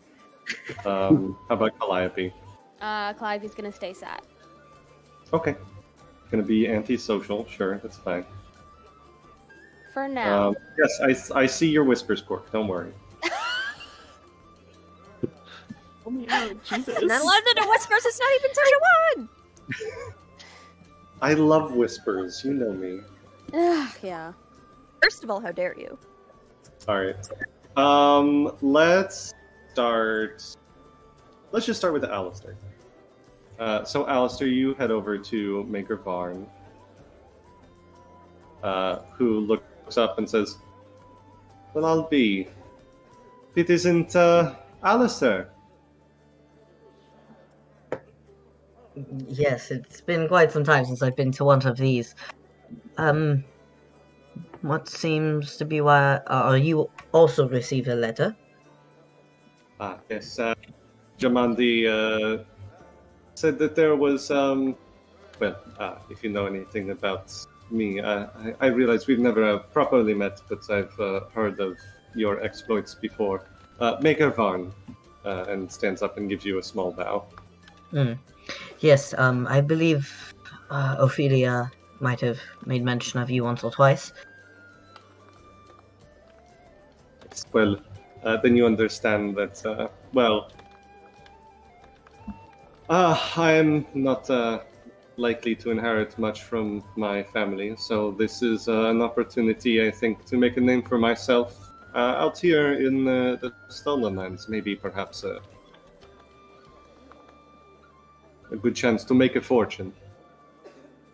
I mean, that is a tale as old as time. If you're not one of the eldest or seconds, then you're slim picking, so I understand. What can you do? Family, right? We do our best. Well, it is nice to see you here. At least maybe not familiar face, but a familiar name would does ease my heart. I already have a plan, and I hope you visit my future holdings of Varnhold. Oh, Already come up with Varnhold. a name. A bit Interesting. obvious, perhaps. Mm. Mega Varnhold, but It is a solid name. I mean, all the great houses usually name things after their last name, so you know, it makes sense. make me probably a politics or Bravoy lore check, or perhaps warfare lore if you have that. Otherwise, roll me a diplomacy check. I do have warfare lore. My diplomacy is better. Can I please roll diplomacy? Yeah, it's Okay. that's fine. Cool. Where are you? Proficiencies.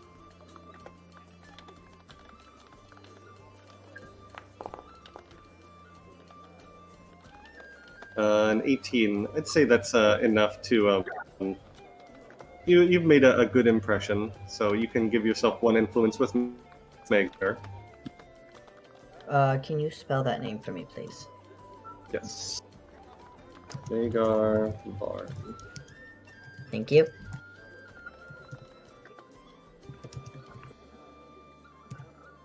Cool.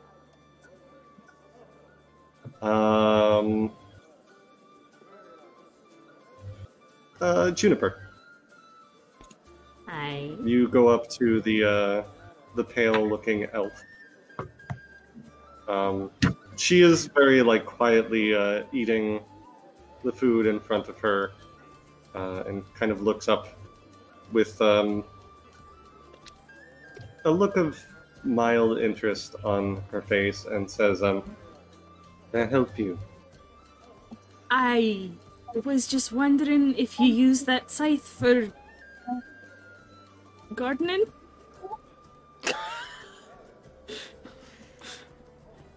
I'm afraid not. No! What do you use it for then? I suppose you could call it the opposite of gardening. Killing. The world is a dangerous place. Sure. What's your name? Jathel. I'm gonna need you Yours? to spell that out. Oh, another You J see in the name. chat. Juniper. Pleasure, Juniper. Where are you from? What brought you out this way? Well, I did make a diplomacy check. Diplomacy. Pick. You see her. It almost seems against her better nature or her will, but starts to open up just a little bit and says, "Well,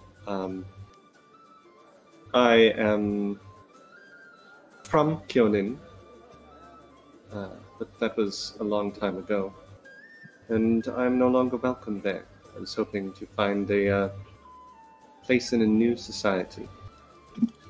Nation like the one that may soon grow in the Stolen Lands as an excellent opportunity for such a fresh start." Big fan of fresh starts. Wish you luck. You as well. I hold my hand out for a handshake. She looks at your face, looks at the hand, and then reaches out almost awkwardly to shake your hand. Like it's not something that comes naturally to her. But does shake your hand. Her hand is fairly cold. But not like sweaty or anything. It doesn't feel like she's nervous or anything. Just maybe Juniper naturally a little colder. is gonna be very forward and like take her other hand and like start rubbing it to warm it up. Are you cold? There's gotta be a fire here somewhere. I'm quite fine. I've always run a bit colder than most. I promise you, I'm quite fine. Right. Leave you to Go ahead and give meal. yourself 1 influence point with Jaethel. Like pulls her hand from your grip.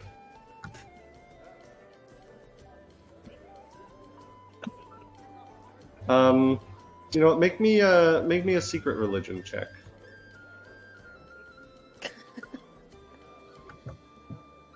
You have approximate knowledge of many things.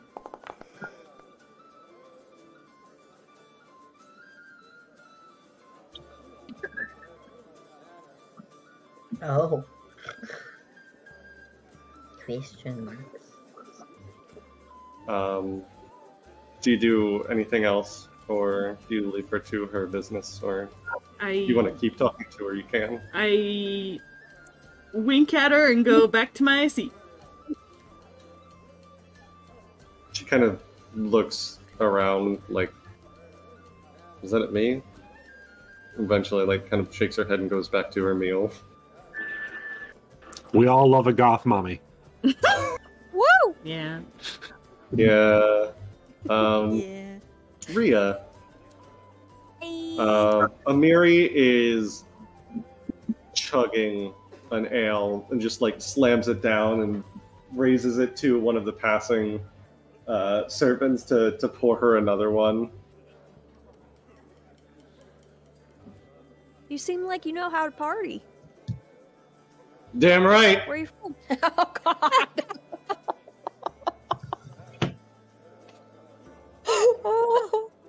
Let's go!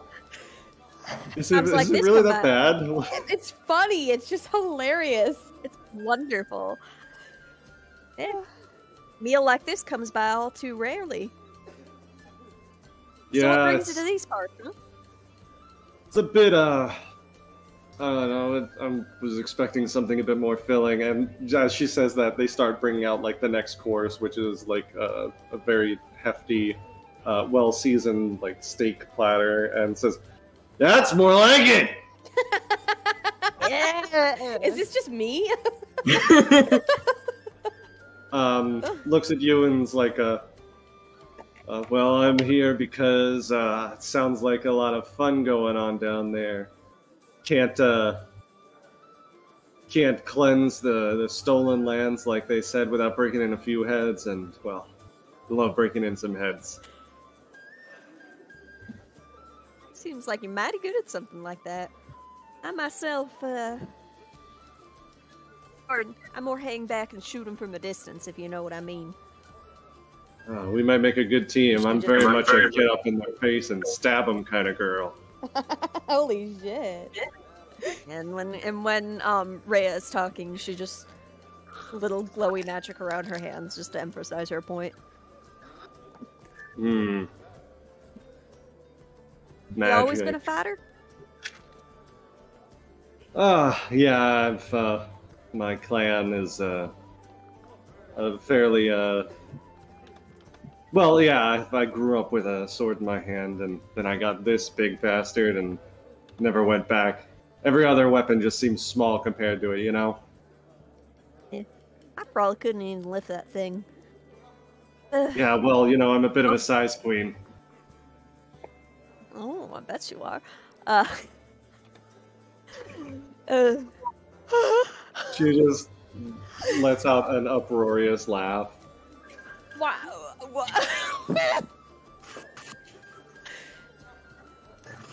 You know, I was worried that you were going to be as stiff like the rest of those ones over there, but it's good to hear someone who doesn't mind a crass joke.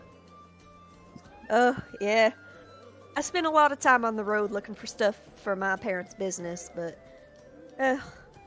too many magic types are all uptight and stiff, and they just put their nose in nothing but a book, and if all you're doing is studying, you're never gonna connect with the world around you.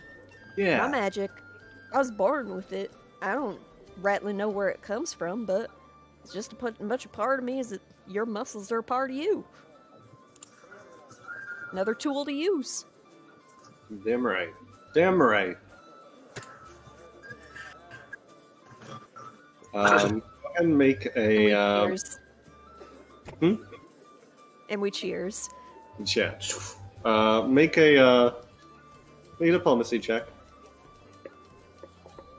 They're good. I think I'm or intimidation. Why would I do that? I like her. No, she is the kind of person that would appreciate an intimidation check. It'll turn her on. Yeah. They're You get +1 influence by flirting. Ooh. Yeah, go ahead and give yourself 1 influence with Amiri. Yay. Where do I write those down? You can just put them in like your notes tab. Yeah, that's right. How do I get a notes tab? It's all the way to the It's right. on there Under already. biography. Oh. Okay. I've God, do you all never have used like it. weird notes in there? Never in my life used this tab. Oh, excuse me. All right. Catchphrases. That's right, says.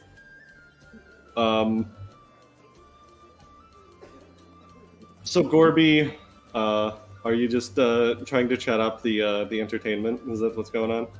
He's kind of jamming out with the entertainment. He's just really transfixed on the juggling and the music, and he's just hanging out, having a good time, probably hopping around, doing some little goblin-y dancing. The woman at this table, since you're fairly close to her, looks over and says, the fancy woman, yes. Looks over and says, why are you here? Huh? Oh, I'm just curious. You don't seem like the kind of person to join in on these kind of festivities. Although, I do suppose I have heard of goblins enjoying their frolicking and their singing and... Oh, yes. And there's all this tasty food, and there's all these nice people. It's a really good time. And he goes and he sits down with her, I guess, over there. Totally unaware of the sketchy-looking person next to him. Well, I'm here with Juniper, my friend, and he points out Juniper.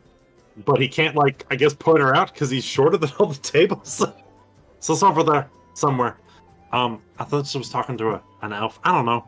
It's just fun. She's got a raccoon. Its name is Time. I'm here, I don't know. I wanna prove that, we can do more than just accidentally burn things down and, don't know, die from curiosity. That makes any sense, you know? Maybe that doesn't make sense. I don't know. I haven't practiced this yet. And then I'll just talk to Juniper about this. How are you? What are you doing here? My name is Valerie. Valerie. It's a good one. Yes. You'd forgive me. I actually wish to go and speak with someone else here. Oh, alright. No offense meant. Just is someone that's caught my eye a little bit more. That's all.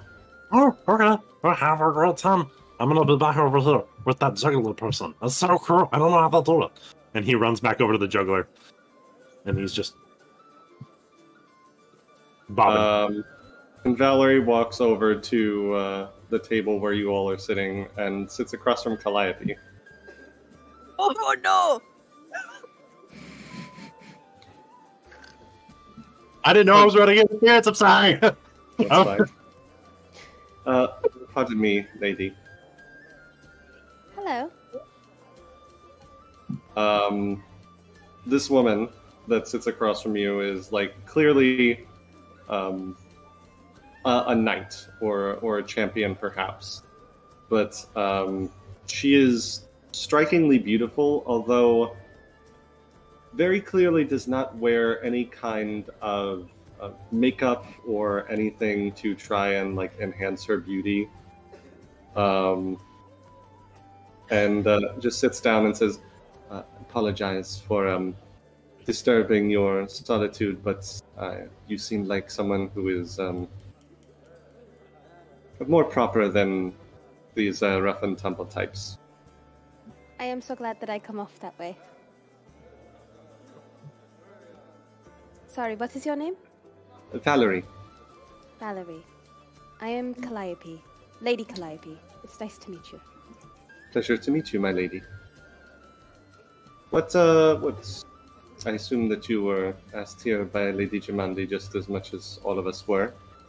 Yes, I was.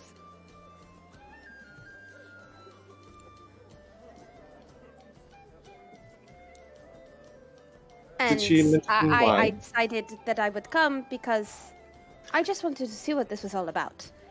That's all. I am representing my family. Which family might that be?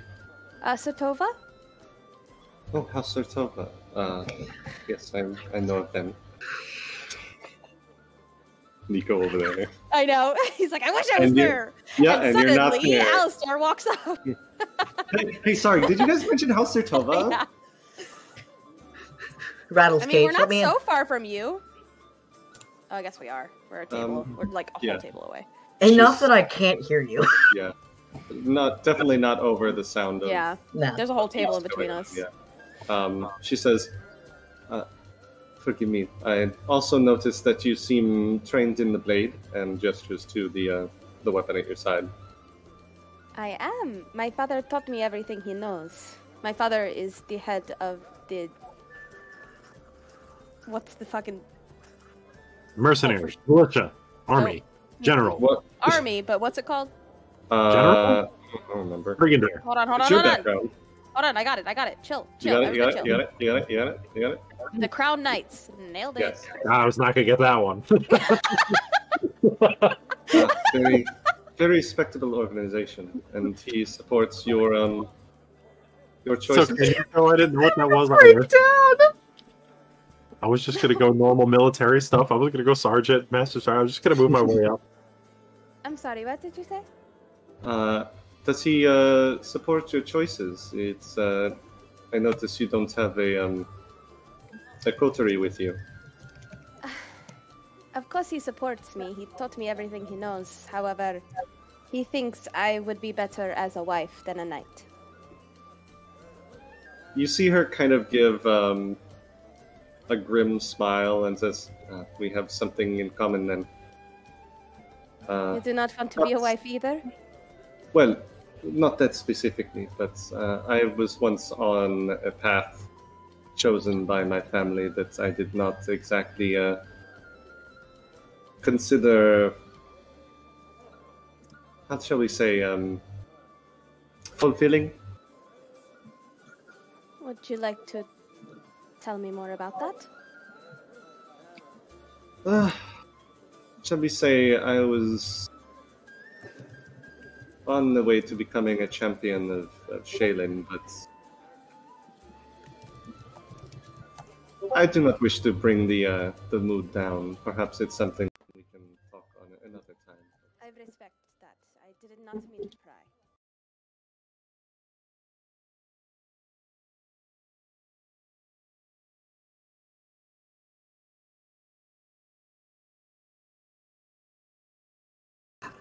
Or I try and prove myself.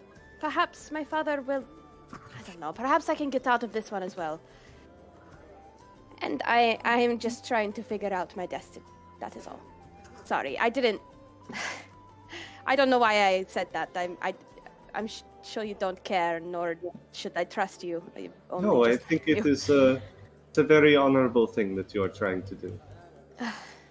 Thank you. Thank you. It is difficult to have your entire life laid out before you and choose to do something different. Do you know anyone that is in a happy marriage? Anyone?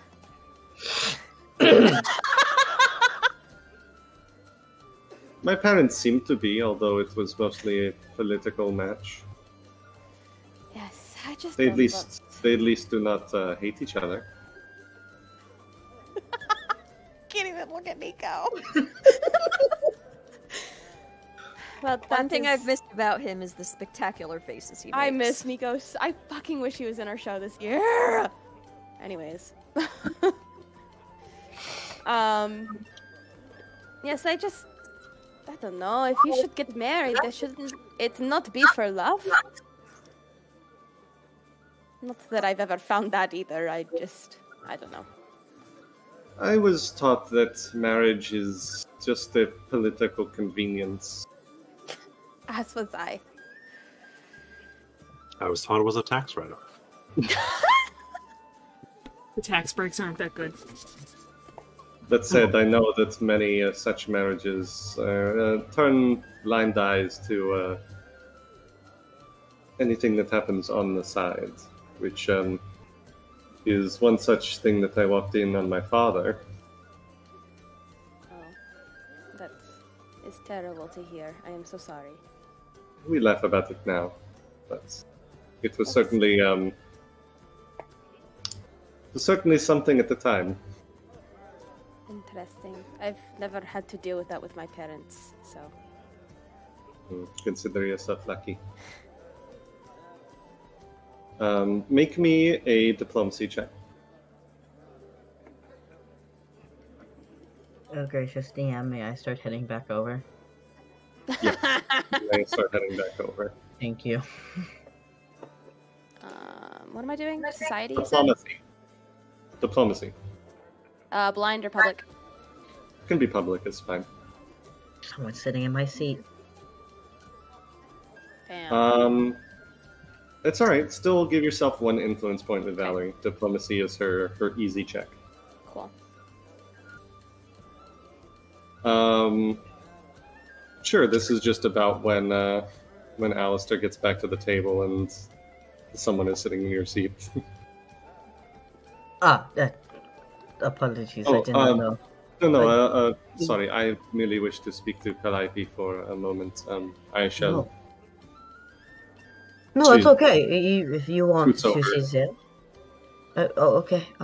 Thank you. It was so nice to meet you, Valerie. I hope that we are not strangers from here on out. You as well, my lady.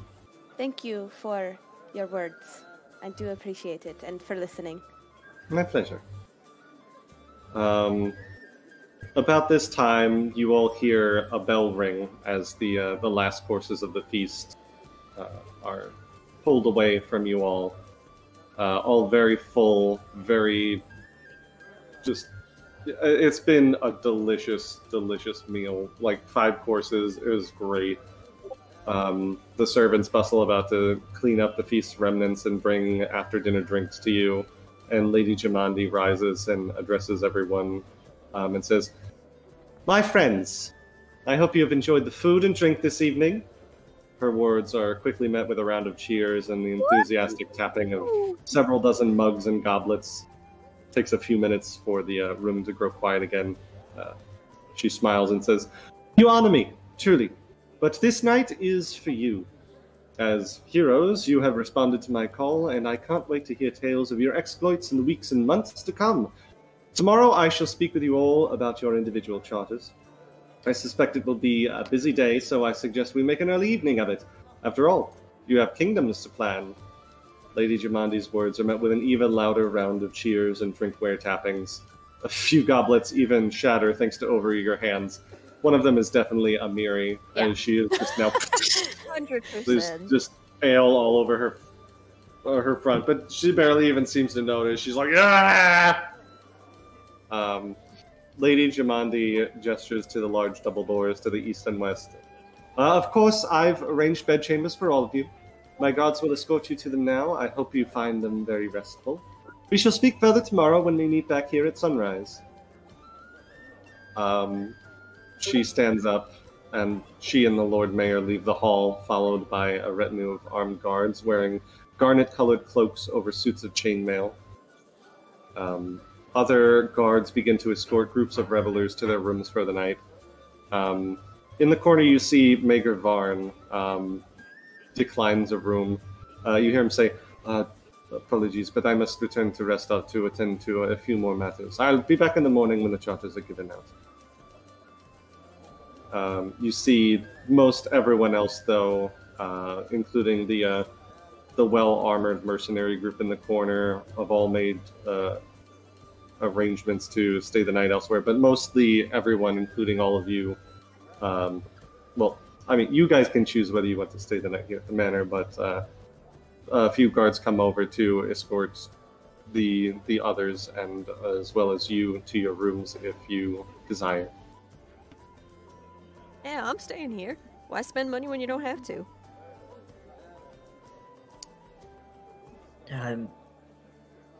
Thank you for your gracious offer. I shall accept. Ooh, crackly. You are all led into the East Hall, where there are individual rooms for each of you.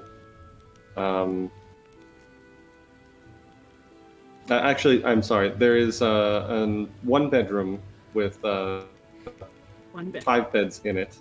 Oh, great. Five beds. They're convenient, one for each of you, I know. You all also get 80 XP. Oh, Ah, first XP. first Trying to, XP. trying to chase down Calliope, won't talk to Calliope. 80? I mean, She's there's not running time. anywhere. You are all in the same room. There's time if you wish. Locks the doors. Calliope. Oh. Pushes her up against the wall. Wait, no. Wait. Actually, no. He's Are we- very bad. Are we all in this room yet? Yeah, I think we filed It's in. assumed, yeah. Awesome. Gorby, if anyone noticed, his little cape was in front of him and it looked like he was like holding something.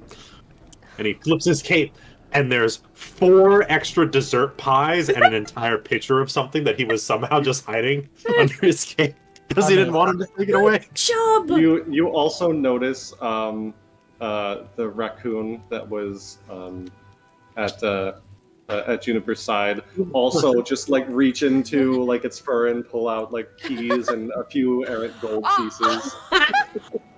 Good job. You both listen so well. It is always appropriate to steal from rich people. I got the gooseberry pie. It was so good. It was my favorite. Excellent. I think one of those is apple though. You like apple? Apple's good.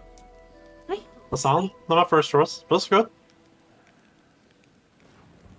Those are red apples though. That's good. It's pepper good. Calliope's gonna put her bag on an unclaimed bed and then scurry back outside, and she's gonna pace outside because she isn't sure if this decision is a wise one, and she's gonna be talking to herself as she's pacing. Alistair's gonna also set down his weapons just on the bed, and then he's just going to walk outside and kind of watch. Not like a creepy kind of watch, but like just a intrigued kind of watch. She probably wouldn't even notice someone is out there because she's very in her head, and she's pacing and she's saying things like, "Father wouldn't approve. Is this a good idea? Maybe I should go back." Alistair will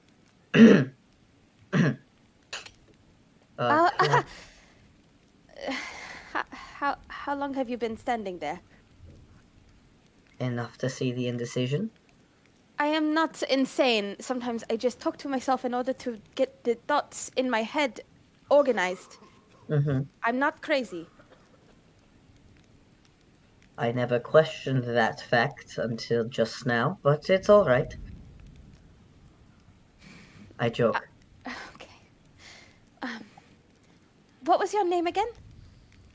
Sir Alistair de Leon, and Sir Alistair de yours? Leon. I'm Lady Calliope Holdwell of House Otova. Ah. Oh, all right. Does Calliope recognize the last name De Leon? Make a society check. We do be living in a society, bestie. We do be living in a society. Or if you have like Brevoy lore. I do have Brevoy lore, but let me see Then- which one is. Or would you prefer me to do If Brevoy lore? Brevoy lore would give you a lower DC. Oh, I have politics lore. Is that the same thing? Yeah, it would also be lower DC. Shit! Deleon is the name of. It's not even like a proper noble house. It's just a minor house in Brevoy. But the name Alistair you do recognize. Not Alistair Deleon, but Alistair. What was the last name? Lord check, hold on. Hold on. Alistair Kavortarov. Pause Yeah. for backstory. Alistair Kavortarov, who was a very well-respected son of the House of Kavortarov, who were essentially seneschals of House Rogarvia before they disappeared. And he was a well-known fighter on the battlefield before he was taken out of commission by an attempted assassination attempt. Of all the fucking things to get a nat 20 on. You also see a raccoon looking around the corner at you all.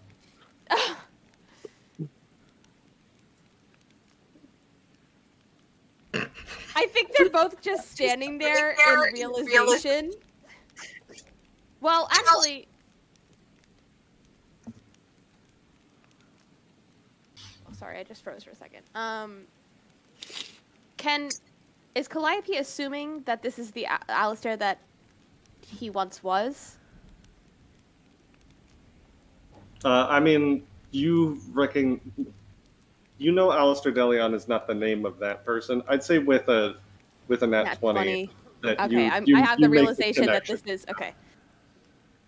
So she's just gonna stand there and hold her breath.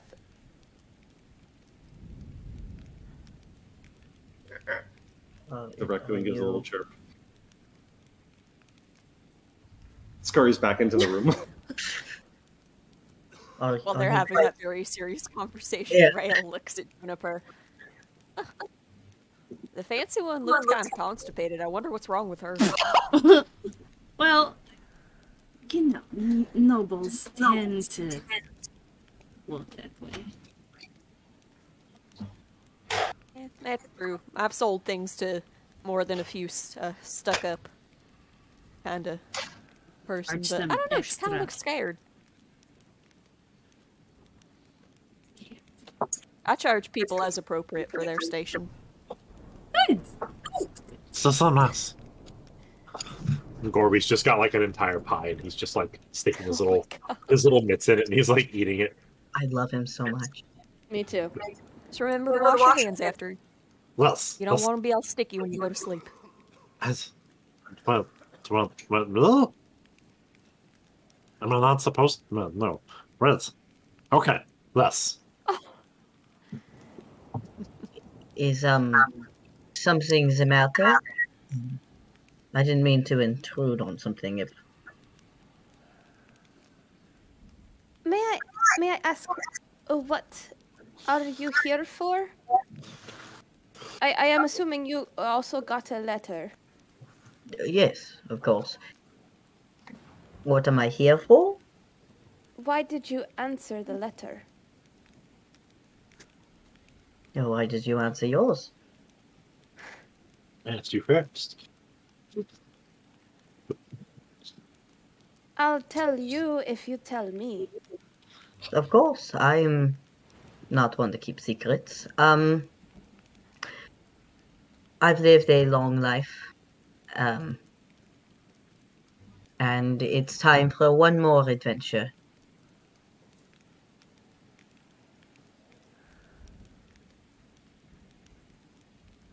That is all?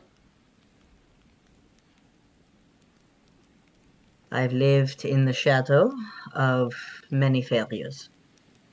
It's time to create my own shade. And yourself? It's a fucking line. It's good. I am here to prove myself. I want to be a knight like you. You want And I to be a have what knight? it takes. I just have to prove that I can do it, and I am better off with that future instead of the one that has been laid down for me. What future has been laid down?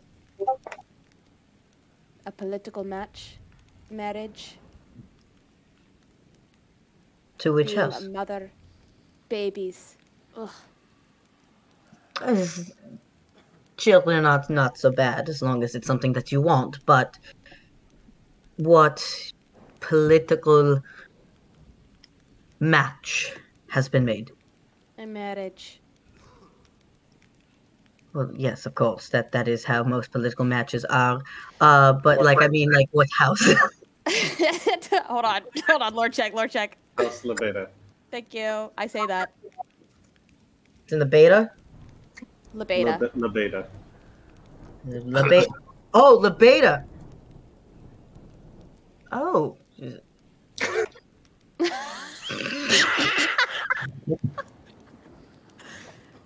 If you guys could see the tangled knot Yeah. of interconnectedness I made between all your backstories. I hate you so much. No, you Who is... May I ask the name? I mean, He's I'm- called Callum. I've only just met him a few times. Huh. And you don't want this? No. This is like I don't know, 5th or 6th match they have made for me, and I don't think I can get out of it this time. Who do you need to prove? Yourself or your father?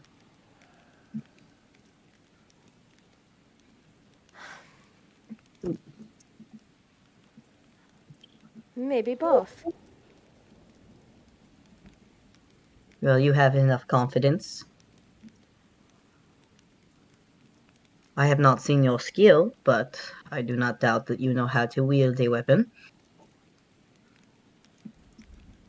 You've decided to show up here, and a letter has been sent to you, so I assume that you at least know how to hold your own. Of course. My father is the leader of the military. He taught me everything I know. Oh, what's his name? Fuck, hold on. Clarence. Clarence Holdwell? I know that name, don't I? Yeah. Yeah. Is there something wrong? No, he's... I am assuming since you are are a knight, you probably know of my father. Yes, many years ago, we thought of the same. Did you fuck her dad, Nico?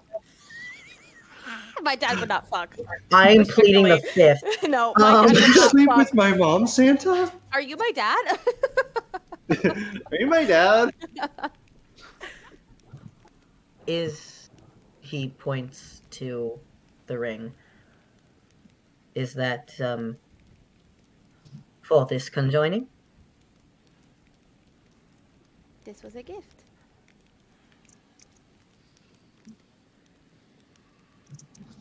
If so to be held. I think you are doing the right thing. You clearly do not want family. As lovely as it is, I understand that some people do not wish it upon themselves. I love my family. I love my mother and father. They have raised me right. They are good parents. They were good to me. I am not ready. I just want more out of my future than just being a wife. You know when you see tombstones of females and it says their name and it says wife and mother. That is all they have ever become, was a wife and a mother. That is what is on their tombstone. I want more than that. I want more on my tombstone. Do you understand? Very much. People like me usually have fifth son of the house, of whatever they are, and nothing else, which is why I branched off and became a knight.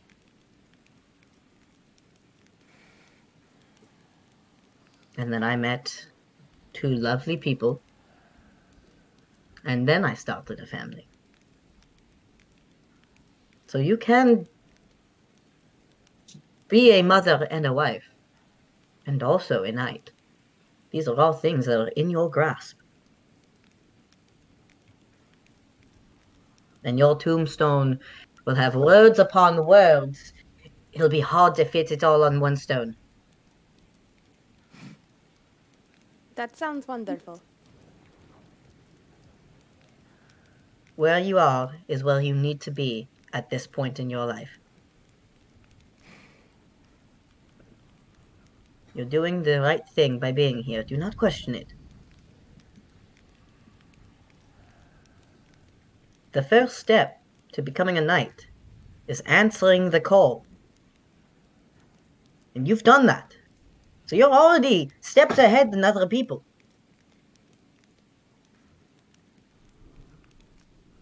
Who knows? Maybe Sir Calliope is not that far off. You can see her, she has a huge grin on her face when you say Sir Calliope. And she blushes a little bit. Thank you so much. I think I really needed that pep talk. Of course. Now, it is getting late, and if you continue walking in this way, you might cause a divot in the ground, and then you'll trip over it tomorrow morning, so let's head inside. Okay. That is a good idea. We need some sleep. Alright. You can talk more in the morning. Yes. Thank you again. I really course. appreciate it. He smiles as he's playing with his ring before he opens the door and lets her in. They walk back in and Rhea's just talking. And like some people think one of my grandparents fucked a dragon, but I don't really know my blood grandparents either way. So I'm every sorry. time somebody What are we talking about? Dragon sex. No, I don't. I'm adopted. I'm adopted, and my Okay. magic is weird. And every time somebody asks, I like to make up a weirder story just to see what kind of reaction. Very uncomfortable. I am Adopted. very uncomfortable. That is Adopted, you say? very fun to do. Okay. Yeah. My mama's well, two ladies. Kind of more difficult to have children, but an elf and a tiefling found an elven child with infernal traits, and it just seemed like a match made in heaven. The magic kind of set fire to the shop a couple of times as a toddler, but you know, I'm pretty in control of it now. You Magic have two is good. mothers? Yeah. I mean, I'm not born to either of them. They're not my blood, but they're my family. They raised me.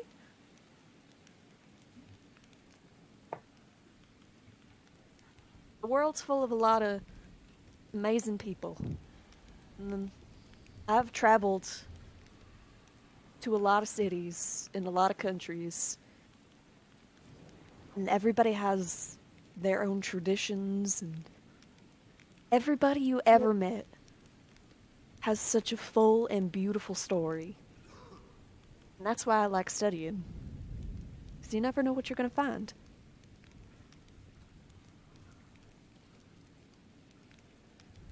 That is beautiful. And sometimes you spend 3 weeks trying to decipher an old piece of writing and it just says, Pernicus was here. And I'm like, I spent almost a month trying to translate that. And it was just some graffiti. Well, now you know that he was there. Now you know where he wasn't as well. That is true.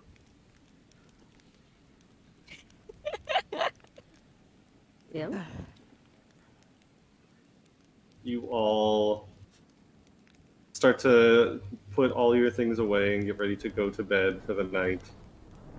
And as you do so, and you start to drift off, that is where we're going to end for the night. 0.5 sessions That was- left. If I can That was commit cute. to that Like- accent, I'm struggling. You're practice doing more. the best, babe. Like, I'm I literally- feel really struggling. good. Southern is gonna be more subtle, but the fucking spirit of Florida man possessed me, and it just kept coming. And kept coming. 1 second. Yeah, it's I made this happen with backstories. You're welcome.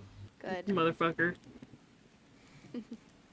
And we've got somebody whose grandfather fucked a dragon, and a goblin who wants to be a dragon. Did And my grandfather fuck a dragon? Is my grandfather a dragon? Is my grandmother a dragon? Did somebody do a Gorby is quest your for grandpa. one? Gorby's your grandpa. Oh shit! How do goblin ages even work? Gorby has secretly been a dragon this whole time. That would be crazy. I'm not actually going to do that because that was that was Ria's original idea. Was just What if she was actually a dragon in disguise? just Ridley's character, but as a sorcerer. Listen, Rhea started out as a Critical Role self-insert for Vox Machina, so I love that.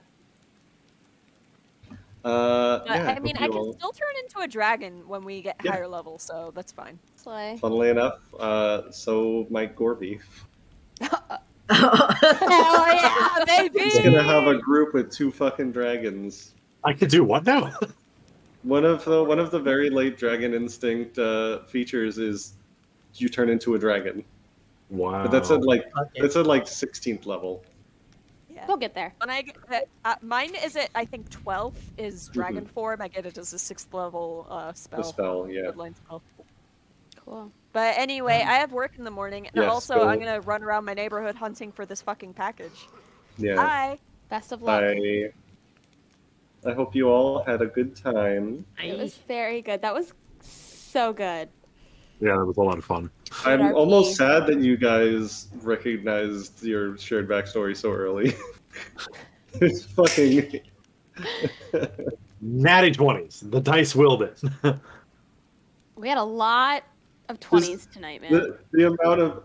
I almost felt as much heat from Nico as I usually do from Jess when I leave Strahd on a cliffhanger. He just gave me like, you mother. How dare you? But yeah, we're all good for next week. Yeah. Yep. Session 1. Session So excited. 1. Streamed. Session 1 gonna- streamed. yeah. It's our first Session streamed 1 episode. streamed. All of Gonna start we with a have, bang. we have great relationships already forming. We got a dragon fucker apparently. You have a goblin. If I was any other character, I'd been like, tell me more about dragon fucking. Like, Reyna would have been like, really? Explain that in detail. I'm going to specifically mandate that Cork and Jess be muted when I start the game because you're gonna scream at me.